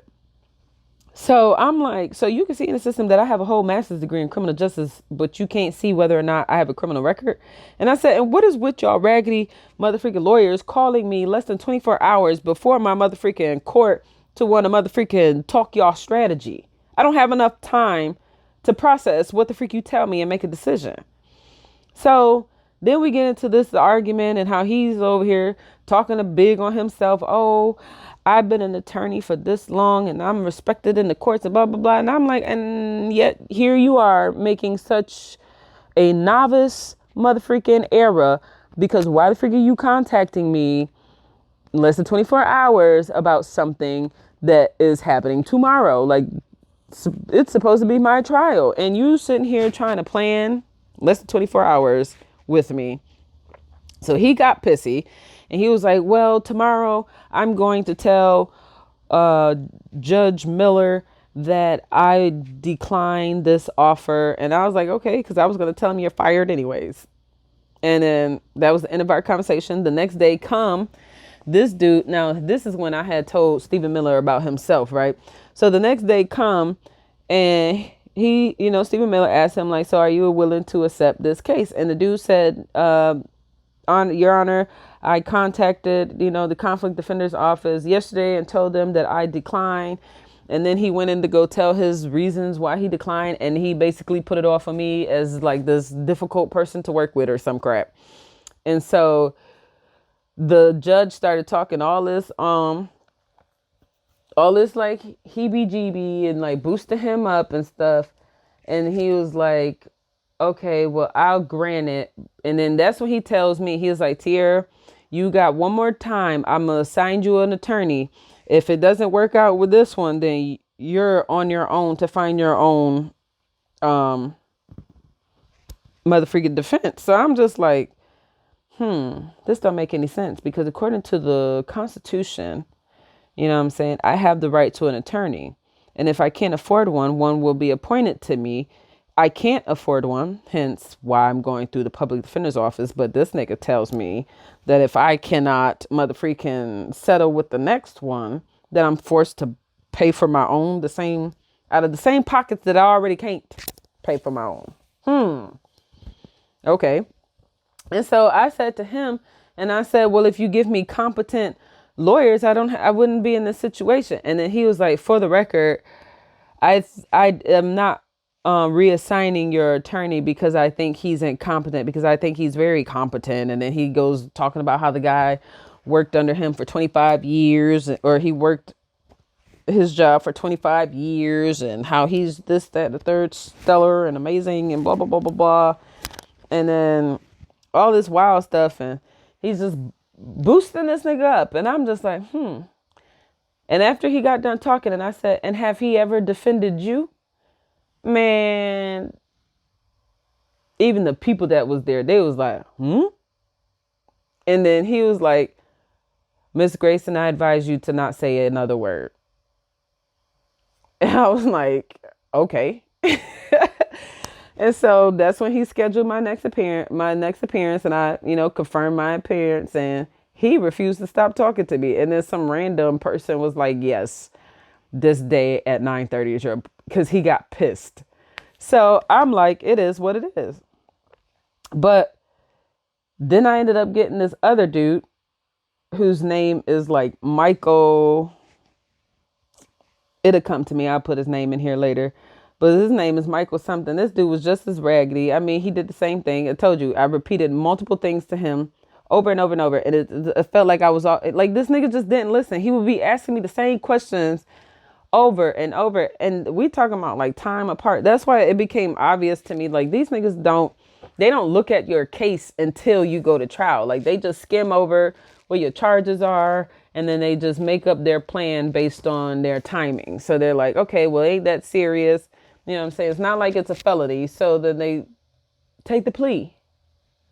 Get the freak out of my face. But he was raggedy too. And even the day of my trial, the April 13th, this nigga didn't even show up and didn't even tell me he wasn't going to show up. He just didn't show up. Then I had some random dude that showed up in his place. And then I'm just like, what the freak is this? And then the dude was nasty. Speaking of, it's been about 2 months. I'm going to file a complaint against him through the New York's, the attorney little board, you know what I'm saying? I'm going to file a complaint against him because he was very unprofessional. And then he was trying to make decisions without even like getting my approval. He literally went in there, and Stephen Miller was going to assign another, like my trial out for 6 months because he just wanted to drag it out. He know they didn't have a case. Like that OGA thing would have fell apart. But he's like, when I came in there, he was all talking about, okay, so we're going to schedule the trial for 6 months from now. And I'm like, whoa, what are you talking about? My real attorney, this Michael, whatever the freak, he said that y'all had an ACD on, which is like some adjournment condition dismissal or some crap where, I don't have any interactions with the law for 6 months and it completely gets dismissed. And so he was like, well, do you want to take that? And I'm like, yeah, why the freak would I want to sit here and wait 6 months for y'all to schedule out a trial that is not going to happen? Because y'all don't have nothing against me. Y'all just dragging this out because y'all raggedy. And like they could have been dismissed it, like legit dismissed it, but they want you to screw up so you could come back. That's why they pushed for this ACD thing. But he gave me the ACD. And so, after that mistrial, when it came to the OGA thing, they was just like, you know what? It'll be dismissed as long as you don't have any more interactions with the police or whatever for another 6 months. So I'm like, all right. So mistrial and then dismissal. Like nothing came from it. But this is all the raggedy stuff that I have dealt with. And in addition to that, I still got my pistol permit hearing where I'm seeing a whole nother judge, Thomas Moran. Now this white dude, ugh, mother freaking. So I had my first, because when they took my pistol permit, I appealed their decision of suspending it. And so December of 2020, I had my first appearance with him. So he's like, well, what came from your criminal case? And I'm like, well, right now I'm pushing to go to trial. Nothing has came from it yet, or whatever. So he's like, you know what? We'll just wait. Okay. We'll wait to see what happens with your trial, and then we'll go from there. So I'm like, all right. So he's like, so I'll see you December next year, 2021.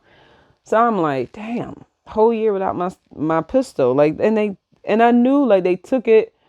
Nothing was going to come from this because the police, like, I really felt like the only reason why they were pushing to go for it instead of Ben dismissing the charges against me is to cover up the police, because literally not even like 3 months later, after I was arrested, I reached out to an attorney and started the process to sue RPD for the way that whole unlawful illegal interaction. And they know that if I was convicted, I wouldn't have been able to sue them. So I feel like it was just to cover themselves up. But now that it done fell apart, they're just doing what they can because there's no checks and balances for them. You know, judges could treat you poorly, yet they're protected by absolute immunity, which basically says like judges can do whatever the freak they want on the job.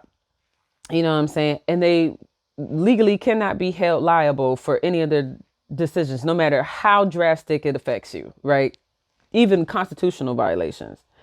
You can report them to the Judicial Commission, but literally there's data that says that the amount of complaints that are actually like acted upon, it's less than like 3%.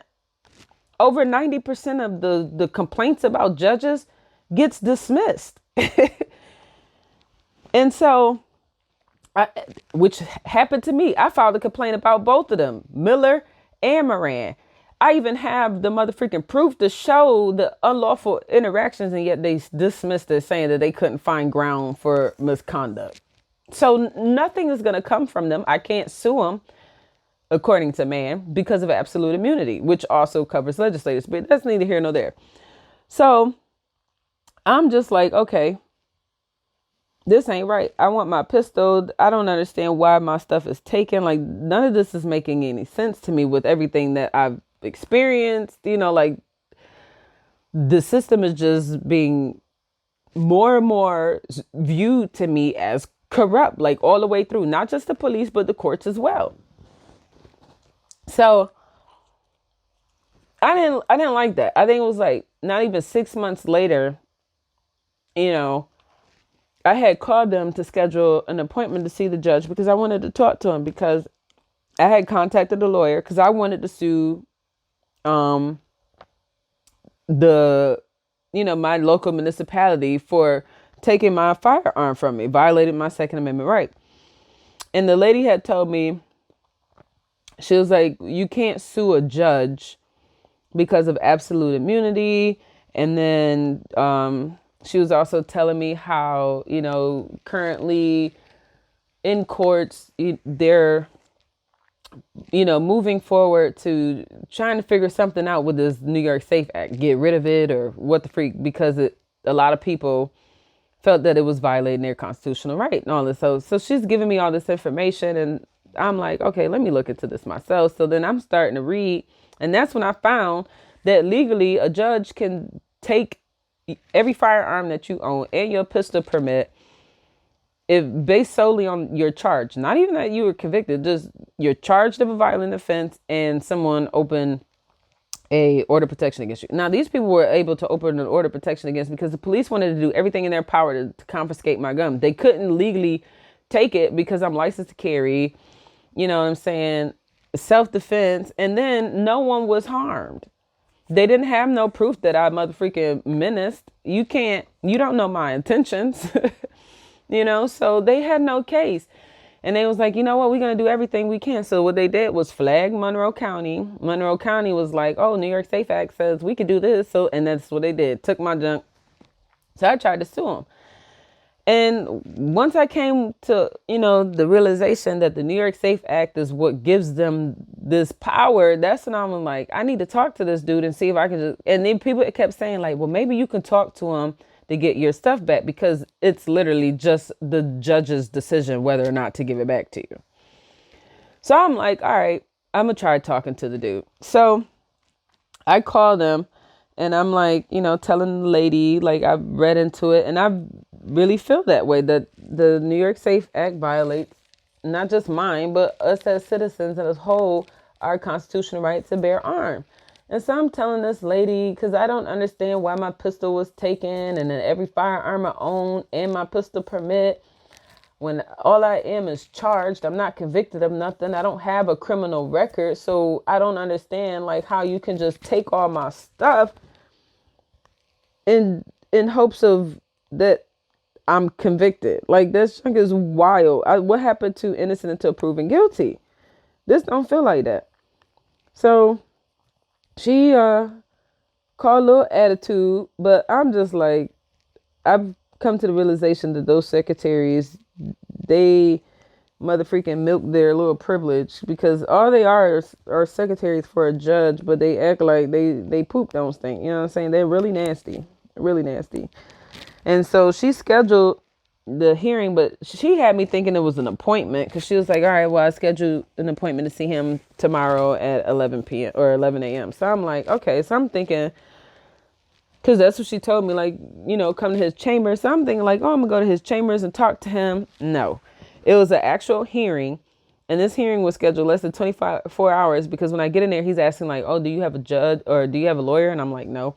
And he's like, so why are you calling and harassing my secretaries? And I'm like, what are you talking about, calling and harassing the secretaries? I ain't call and harass nobody. I was like, I just called one time, she answered, and I addressed my, concern with her. And I, told him the same thing I told her. And then he goes, and now this is the part that don't sit with me, right? Judges are supposed to be impartial. You know what I'm saying? And this dude was far from it. So he goes and say that I'm charged with menacing two people with a deadly weapon, in addition to the fact that I was arrested in 2013 for slapping a 65-year-old man. And then he goes and says that you were arrested for slapping a man my age. You're accused of menacing with a deadly weapon in the face of two people. And because when I was 17 years old, this girl who had a crush on me, but she was weird because she used to stalk the mess out of me, and it was like annoying. And I had to always tell her like, girl, leave me alone, to the point where she got pissed and wanted to fight me type of junk. And so we fought, and she got her butt whooped, and she called the police on me and pressed charges against me. And I'm a 17-year-old kid. This is my senior year. This is the first time I ever get in trouble in school. I ain't never been suspended, no nothing. And she presses charges. She goes to court, and I go to court. My dad, they don't tell us nothing about no public defender, sign some application, you get an attorney assigned to you, none of that. So we get there. My dad don't know nothing about the system except his own interactions. And my dad is from that generation that, if you get arrested by the police, you do your little bit and you just keep it moving. You know what I'm saying? Because 9 times out of 10, they're gonna hold you anyways. They're gonna convict you. So you do your little bit and keep it moving. If you're released, you're released, but you do your bit. So my dad, one, he's uneducated about the system. And he said it, he was like, I don't want this to drag out, because I don't know what would come of this, and I don't want you throwing your life away. And he was pissed that I even fought her and had to go to court. He was like pissed. And so they was like, well, how do you plead? I didn't know what the freak they were talking about. I'm a 17-year-old kid. And then my dad's standing there with me, and then he's like, tell him you plead guilty, so that way this speed up or whatever. So I'm thinking nothing of it, because I'm just like, oh, all I did was fight. Like, this ain't gonna be on my record, nothing. So I'm like, I plead guilty. And so I pled guilty. They gave me an order of protection. They was like, you have to stay away from this girl for however long, this many feet, blah, blah, blah, blah, blah. And I think it's crazy because not even a year later, this chick was in my motherfucking Facebook inbox apologizing to me about, the whole situation and blase. And I'm just like, well, nigga, your apologies don't change none of what happened. You know what I'm saying? Because even when I applied for my pistol permit the first time, they denied me because I didn't disclose that I had pled guilty to harassment and assault when I fought this girl. I didn't even know I had to, because I was 17 and I fought. Like, my brother got in mad fights at school and never had charges pressed against him. All types of stuff. Like, almost all my siblings, everybody I know got in fights. I'm the only person I know that fought somebody in school and got arrested and then got a little violation conviction out of it. Like, the only person I know. But I had said it because my dad said it, and he didn't want it to drag out. He didn't know.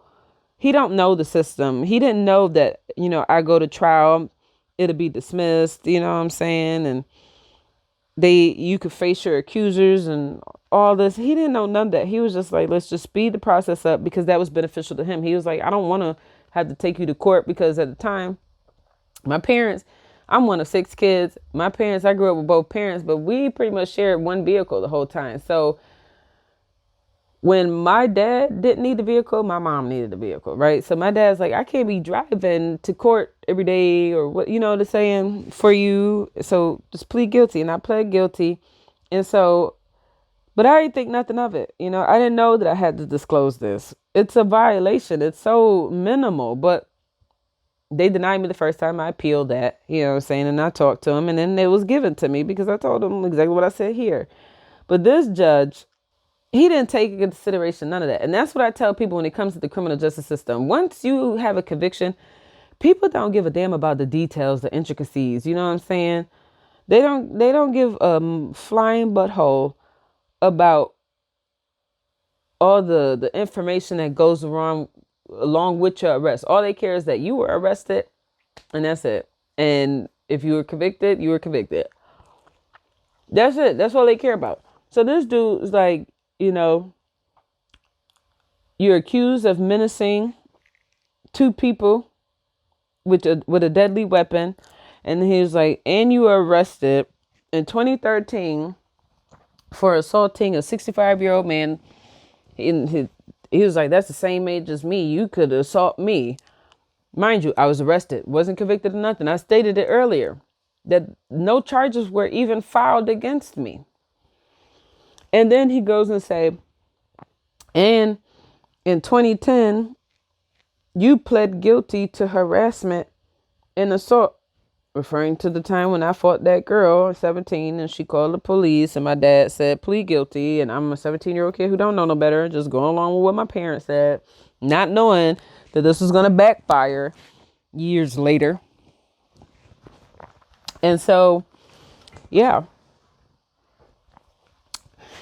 Then he goes and say, I believe that you did what you're accused of because of your history. So I'm just like, that's when the realization came, like, oh, so this nigga has no intention of giving me back my pistol permit and all that, ain't got no intentions.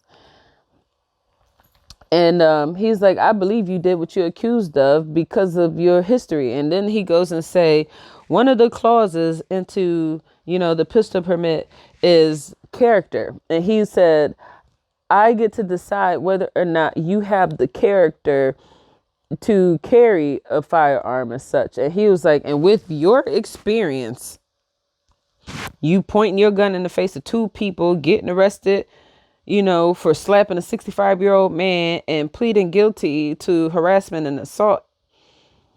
He was like, this shows me that you are unfit to have a pistol permit. And then he goes and says, because he's pissed, because mind you, this is after he done asked me questions about like why I was harassing these people. And I told him I wasn't harassing them. I told them exactly what I told them. I feel that this is a violation of my constitutional right and the whole shebang. And he got upset because here it is. You have an educated black woman standing before a white man telling him about himself. You know what I'm saying? And then I'm asking him because he kept telling me, I legally cannot do anything because of the New York Safe Act. And I know without a shadow of a doubt, it don't matter what no legislation says. It's the judges who interpret the law. So what a judge says supersedes those motherfucking legislations. So I asked him, I said, are your hands really tied by the New York Safe Act, or you just choose not to give me back my pistol permit and my firearms? After I said that, I guess that was the last straw for the nigga, because he then said, you know what? I was going to wait till December, which is 2021. It was months later. At this time, this is August. So he was like, I was going to wait till December to revoke your license, but I'm just going to do it now. So I'm like, okay, this nigga was just yanking my chain, just had me coming, and he had no intention of giving me my stuff back. Then off the rip, I'm innocent until proven guilty. Yeah, this nigga literally just told me that he believes I did what I'm accused of because of arrests from my past history and me pleading guilty to harassment and assault because my daddy told me to speed the process up when all I did was fight this chick that was getting on my nerves. Like literally, you got a crush on me, but then you talking junk about me, trying to bully. Well, I don't play them bully games, bro. Beat the bricks off her and kept it moving. But here it is, this dude sitting here. Oh, I believe you pointed the gun in the face of those people because blah, blah, blah, blah, blah. But you supposed to be fair and impartial. So then that's when I lost it. I was like, you know what? I knew this was coming. I knew it was hitting for it. And then that's when he told me to leave. He had asked those Monroe County sheriffs to motherfucking escort me off the premises. And so as I'm leaving, I told this nigga everything that I learned about the court system and racial disparities. In addition to that, I had said that I recorded this conversation, like this interaction. And the crazy part about it is that before I walked in there, my first thought was voice record everything. Because this dude was like, when I say unprofessional is an understatement. This dude was nasty. For the moment he opened his mouth and said, so why are you calling my secretaries, harassing them? From that moment he opened his mouth, it was just pure nasty. And I knew there ain't no fair ones with this nigga. So when he had did all that, I'm telling you, I like lost it. I was like, that's why I recorded this interaction. You know what I'm saying? And I'm telling him about the racial disparities, and ample amount of research studies shows that racial disparities exist in the court system. And it doesn't matter if you have, racial representation or financial representation. Representation means nothing because racial bias was still to be found by judges. It didn't matter if they was white, black, Latino, it didn't matter. They still score high for racial bias. So I'm just like going through, talking all the racial disparities. And I told him black people are disproportionately, arrested, charged, convicted, and punished more harshly than, white people. People with Afrocentric features are, disproportionately charged, convicted, and arrested, and when convicted, punished more harshly than those with European centric features. And I'm just going in, and the whole time I slipped up and said I did record, and I meant to say I should have recorded, because that's what my intentions were. When I first got in there, I was like, I should record this, because I was recording all my other court interactions, but for some reason, I don't know, I didn't. And then as I'm leaving, you know what I'm saying, the motherfucking Monroe County sheriff, he's all like, oh, why'd you lose your cool in there? When you deal with people like him, you gotta keep your mouth shut. And I'm just looking at him, mind you, this is a middle-aged white man telling me to keep my mouth shut for another middle-aged white man. So I'm sitting here like, the nigga asked me a question. Don't ask me a question if you don't want my answer. You know what I'm saying? And so at the end of the day, I'm leaving. As I'm leaving, I'm getting to the part where it brings you to the outside, right? So I'm leaving. I'm like, all right, it's cool. I'm out of here.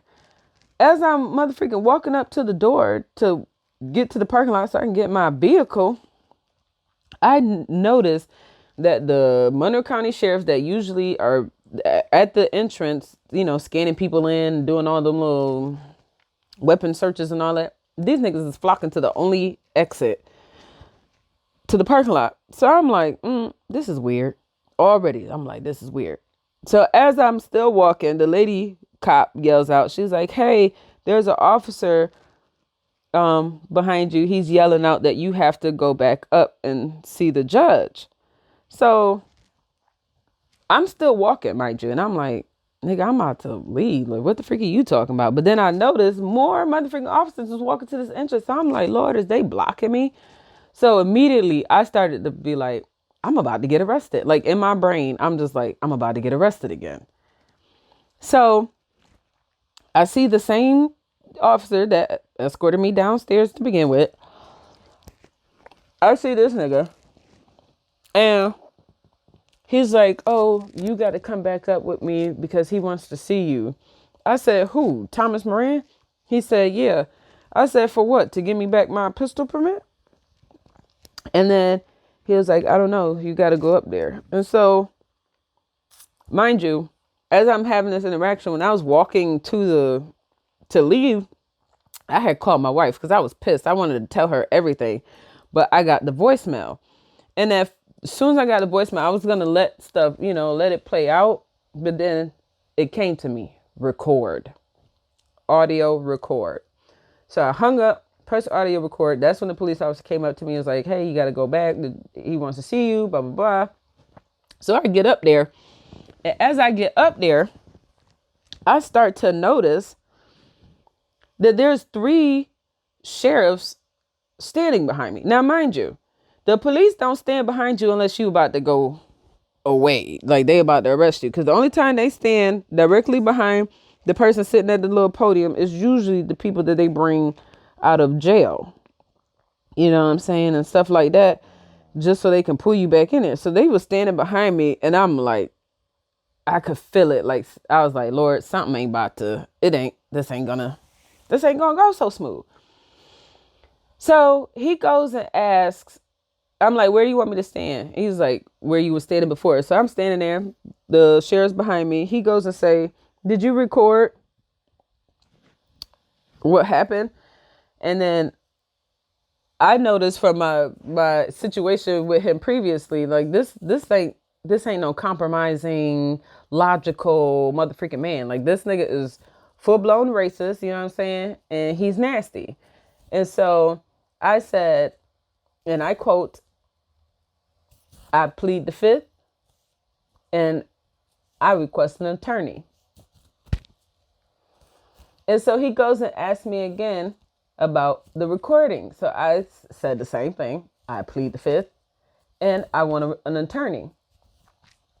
So he then goes and ordered the sheriff to take my phone because the whole time the phone is sitting in my hand because I wanted to have a good angle, you know what I'm saying? So it can hear everything clear. So I'm holding it and he's like, take her phone. So the sheriff starts motioning to take my motherfucking cell phone.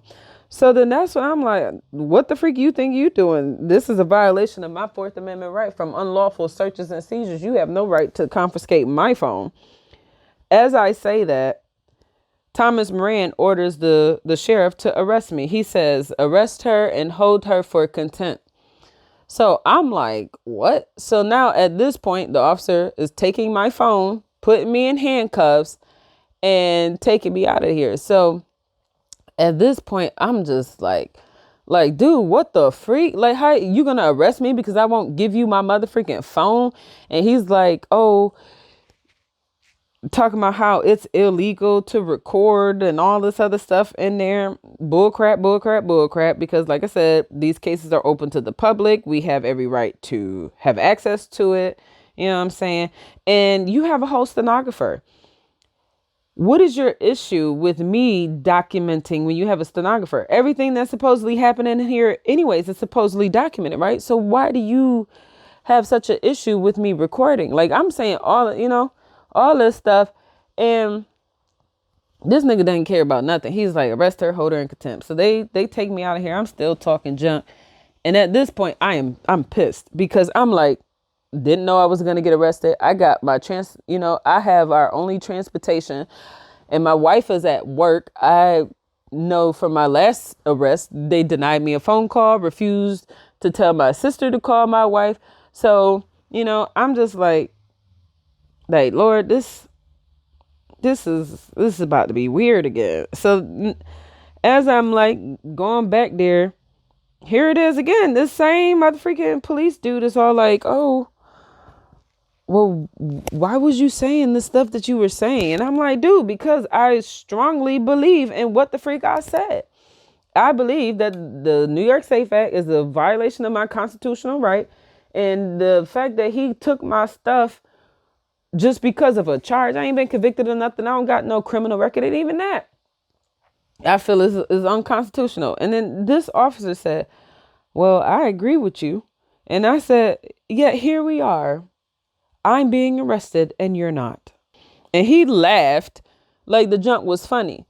So then I get mixed in with this lady, I'm crying because like I'm pissed because I'm like, Lord, I ain't got no way to communicate with my wife. And I keep asking them for a phone call. She's like, oh, you'll get a phone call after you get booked, blah, blah, blah, blah, blah.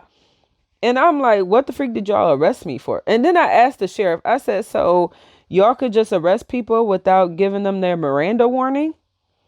And then she looked at me and she was like, what? And I was like, yeah, this dude talking about some arrest her and hold her for contempt.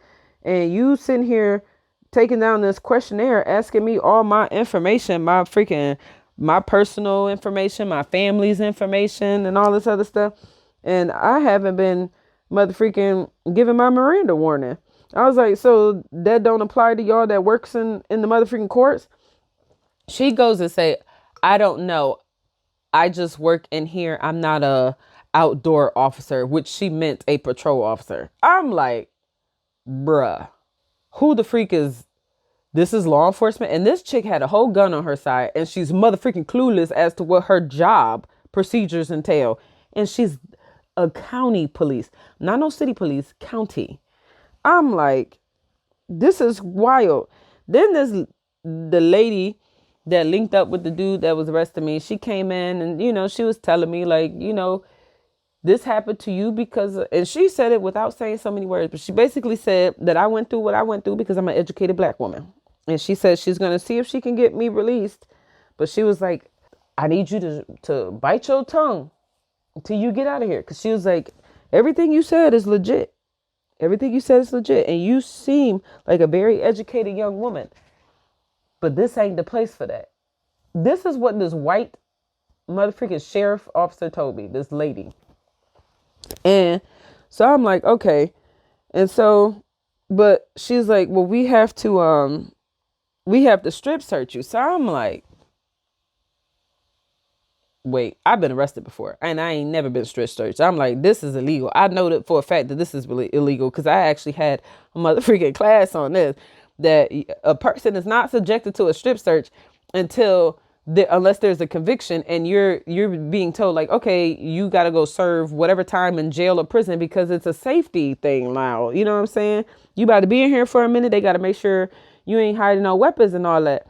I'm not arrested like that. Like if an arrest, the only thing y'all could do with me is a pat down. Like there ain't no strip search for no regular booking type of arrest. So they tell me take all my clothes off, bend over, squat, cough, the whole shebang. And I did it. And when I got back into my little holding cell, man, I broke out in tears because I felt so violated. I'm pissed and I can't do jack squat. I can't call nobody and tell them like, hey, I'm sitting in here arrested. I don't know anything. Sat in there for 45 minutes. Eventually got released and then brought back before that dude. Hair looking a hot mess because my hair looked like this at the time. And I had a headband wrapped around it and they done snatched off my headband. You know what I'm saying? And I'm standing before this dude and all he wants to know is whether or not I recorded the first incident. Because he now want to talk to me like he all calm and collected talking about something.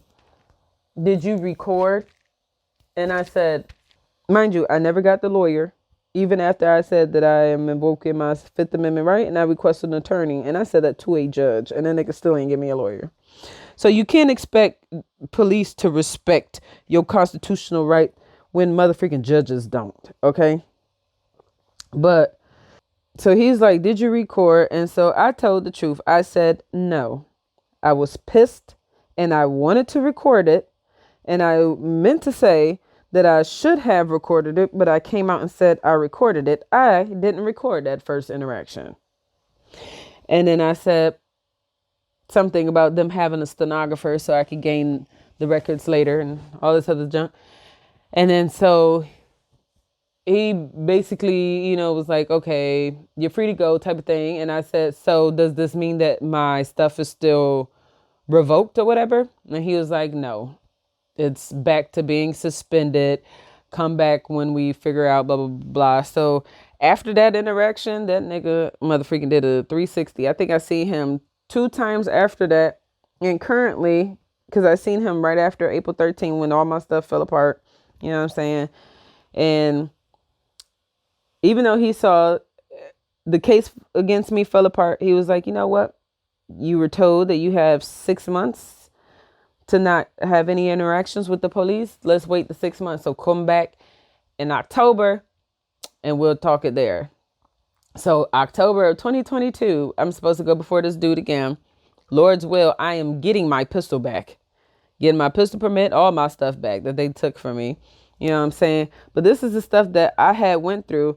And that second interaction was motherfucking recorded. And the crazy part about it is that it didn't even just record that, because the police was just walking around with my phone. Like, it wasn't even bagged up and tagged or nothing. Niggas was just walking around with my phone. Because when I went back after the fact and was listening to the conversation, you could hear these niggas kind of having conversations, cracking jokes about the situation and all types of wild stuff. And it's just like, haha, I didn't catch that first one, but I surely recorded that second one. Because I don't trust these people. And at the end of the day, you need documentation when it comes to these people, because they pick and choose what is documented. Them stenographers work at the demand of them judges. The judges tell them what to motherfucking annotate. They don't. The people are so more concerned about their relationships with those people that work those positions than they do for actually doing their job effectively in the way that it's supposed to by, procedures. And I took out all my braids, you know what I'm saying? But at the end of the day, that junk it's wild, man. This is the interactions that I had regarding arrests when it comes to these raggedy criminal justice system. Every aspect of it has been raggedy, not just the police. This includes even the courts, these raggedy judges, these raggedy public defenders, and every public defender I had was raggedy. They were so raggedy. And then these people were so pressed about me, because I'm the type of person, when I have an experience, especially a negative experience with someone in a position of power, I am going to motherfucking bring awareness to it. Just like I'm making this video, I'm gonna bring awareness to it. And so every terrible interaction, even when I was unlawfully ordered to be arrested by a judge, you know what I'm saying? These niggas, motherfucking, I posted about it. Went straight to Facebook and posted about it. And then I turned around and posted it on my Twitter. Because at the end of the day, I'm like, y'all gonna know. Y'all gonna know. You'll see that these systems are raggedy. You know what I'm saying? And they're put in place to govern us, but they don't govern nothing. They just control. That's it. Just control. But, at the end of the day, it is what it is. God is in control. God gets the last say. He has the last laugh. And at the end of the day, God is the one who blesses as well as punish. He is the one who abases and abounds. You know what I'm saying? It's God. If God could humble Nebuchadnezzar, however you pronounce that dude's name, trust and believe he can humble Stephen Miller, Thomas Moran, and any other person out here who think that they are above correction and fixing. You know what I'm saying? I wanted y'all to get an idea of who I am and why I have the perspective that I have, especially when it comes to the legal system, and why I view it as inaccurate, you know what I'm saying, as inadequate, ineffective. These racial disparities aren't just something that people made up so people can motherfucking drag it in your face on you to feel bad about slavery. It's like, this stuff is real. You know what I'm saying? People are really being arrested and, convicted. And a lot of the times, the people that are put in these positions to oversee all this, they're corrupt. They're doing illegal stuff. Like, they know, like I said from the beginning, they knew that there was no case here. But because the police did what they did, they tend to flock together, and there ain't no gang bigger than the criminal justice system, right? And they went out of their ways to try to protect these officers from that lawsuit. But you can't stop what God done started, and you can't start what God stops. So I say all that to say this: if you ain't learned nothing, please take away this. There ain't nothing too hard for God. With the way that my situation was set up, the odds were set against me from the get. I should be convicted. You know what I'm saying? These people tried everything in their power to amp me, pump me up with fear. They threw all types of pleas at me. I got arrested. The Bible says that his people will be arrested without cause. There was no cause to arrest me. What got me into this criminal justice system, that arrest should have never took place. And the arrest that happened while I was in the criminal justice system should have never had taken place. But the thing is that in these high places, these high positions of power is unclean spirits, right? And you got to know and have faith in the Most High God. The Bible says faith is the substance of things hoped for and the evidence of things not seen. To walk by faith and not by sight. And I'm telling you, every time I went there, I held my head up high because I know who I am and whose I am. I belong to Jesus Christ. I am a child of Jesus. And the Bible says that no weapon formed against me shall prosper, and every tongue that shall rise against me in judgment thou wilt condemn. See, the Bible doesn't say that the weapons won't form. It's going to form. They're going to set it up to motherfreaking use it against you. But guess what? It won't prosper. And every tongue that comes against you in judgment, God will condemn. I'm telling you. And he's condemning all those who motherfreaking put my name in motherfreaking wrong judgment. I'm telling you, you got to walk by faith and not by sight. Because if I walked by sight and not by faith, I would have took a plea. Probably would have pled out when they offered the disorderly conduct because it sounded the best. Menacing with a deadly weapon is considered a misdemeanor. Disorderly conduct is a violation. I plead guilty to disorderly conduct and get no probation time, no arrest time, no nothing. That sounds extravagant. You know what I'm saying? To a person who is potentially facing up to 2 years in prison or 2 years of probation and all this other stuff.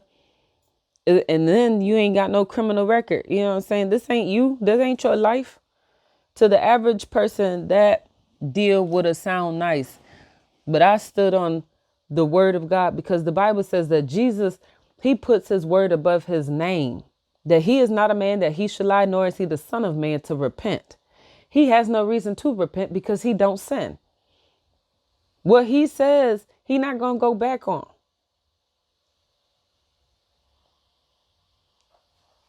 And when God said that he would protect me to the point where I won't even hit a motherfreaking toe on a rock, you best believe that there's nothing that these people in these positions could do to me. Because at the end of the day, in these high places is unclean spirits. But at the end of the day, just like I can't wake myself up, I can't breathe on my own, and I need Jesus to do all this. Them same unclean spirits that are in these high places cannot do what they do without God, because the Bible says that Satan goes before the Heavenly Father to get permission to do the things that he does to us, which is to test us and build our faith. If you know anything about the story of Job, it says Satan went before God and said, I can get Job to curse your name. And God told him, he said, do whatever you want. Just don't touch his life. Don't hurt. Don't take his life. Because the Bible says that Satan seeks to and fro. He goes to and fro seeking whom he can devour. He goes to steal, kill, and destroy. That's it. But if God can give him permission to do what he does, God can also tell him, like he told Job, do what you do. Just don't touch their life. In my situation, it was a test of my faith. Satan went before God and said, I could get Tierra to curse your name. And God said, do what you do. Just don't touch her life. Do what you do. Just don't get her a conviction. The Bible also said that God won't put more on you than you can bear. Lord knows every day I cried out before him and said, Father, I don't know why this is happening to me. I don't know why you allowing this to happen to me.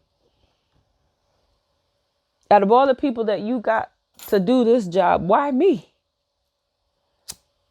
And then it seems like I can't not get arrested. I mean, if I ain't being arrested by the crooked police, I'm being arrested by these crooked judges. Like, Lord, why me? But like the Bible says, touch not my anointed to do my prophet no harm. God allows us to get into some foul, bad situations because like the Bible says, he will take it, that thing that was meant for evil, and work it out for your good. And that's what he did with me. He has showed me that I am more than a conqueror. That's his word. I could do all things through Christ Jesus who strengthens me. All odds were against me. And yet I walked out of this unscathed. And them people know not to mess with me because of the at the end of the day, it ain't me. It's the God behind me. And his name is Jesus. There is no God like Jesus. I'm telling y'all. I know this is dragging out. Now I apologize for that. I'm about to go and smoke. But I just want y'all to know, man. Trust God. Trust Jesus. The Bible says that no man can get to the Father unless he goes through Jesus. So if you think you know God, please know you can't access him unless you accept Jesus as your Lord and Savior. You accept that he died and rose again. I'm telling you, there's power in the name of Jesus. And I bind it and I rebuked every unclean spirit in that courthouse. Man, I'm telling you, I prayed against those judges and God did exactly what I expected him to do. Because I said, God, I don't know what your plans are. If it's just to acquit me or dismiss me. But Father, I need you to get me out of this. Because these people trying to throw me away and I ain't even do anything. They're crooked. And God knows about these crooked judges. He talks a lot about them in the Bible. I'm telling you, a lot of people don't like reading the Bible because they find things in there that is in them, some errors that in them that needs to get some fixing. And people don't like listening to God's word because that word is a two-edged sword, double-edged sword. It cuts like a, it cuts, man. But I tell you this, it don't matter what situation you in. If it looks bleak, praise him anyways. Because that's what I did. You don't know how many times I cried, called on Jesus, and then turned around and bust out in a praise break. Because I was praising God for what I wanted him to do, what I expected him to do. It didn't look like it at the time, but I had faith. Faith is the substance of things hoped for and the evidence of things not seen. I had faith. I hoped that God would bring me out of that without a conviction. And even though there was no evidence there was no evidence there looking like that was going to happen, I still had it and God did it for me. And if he can do it for me, he can do it for you. God bless. If you want people to think otherwise of you more positively, then give them more positive experiences.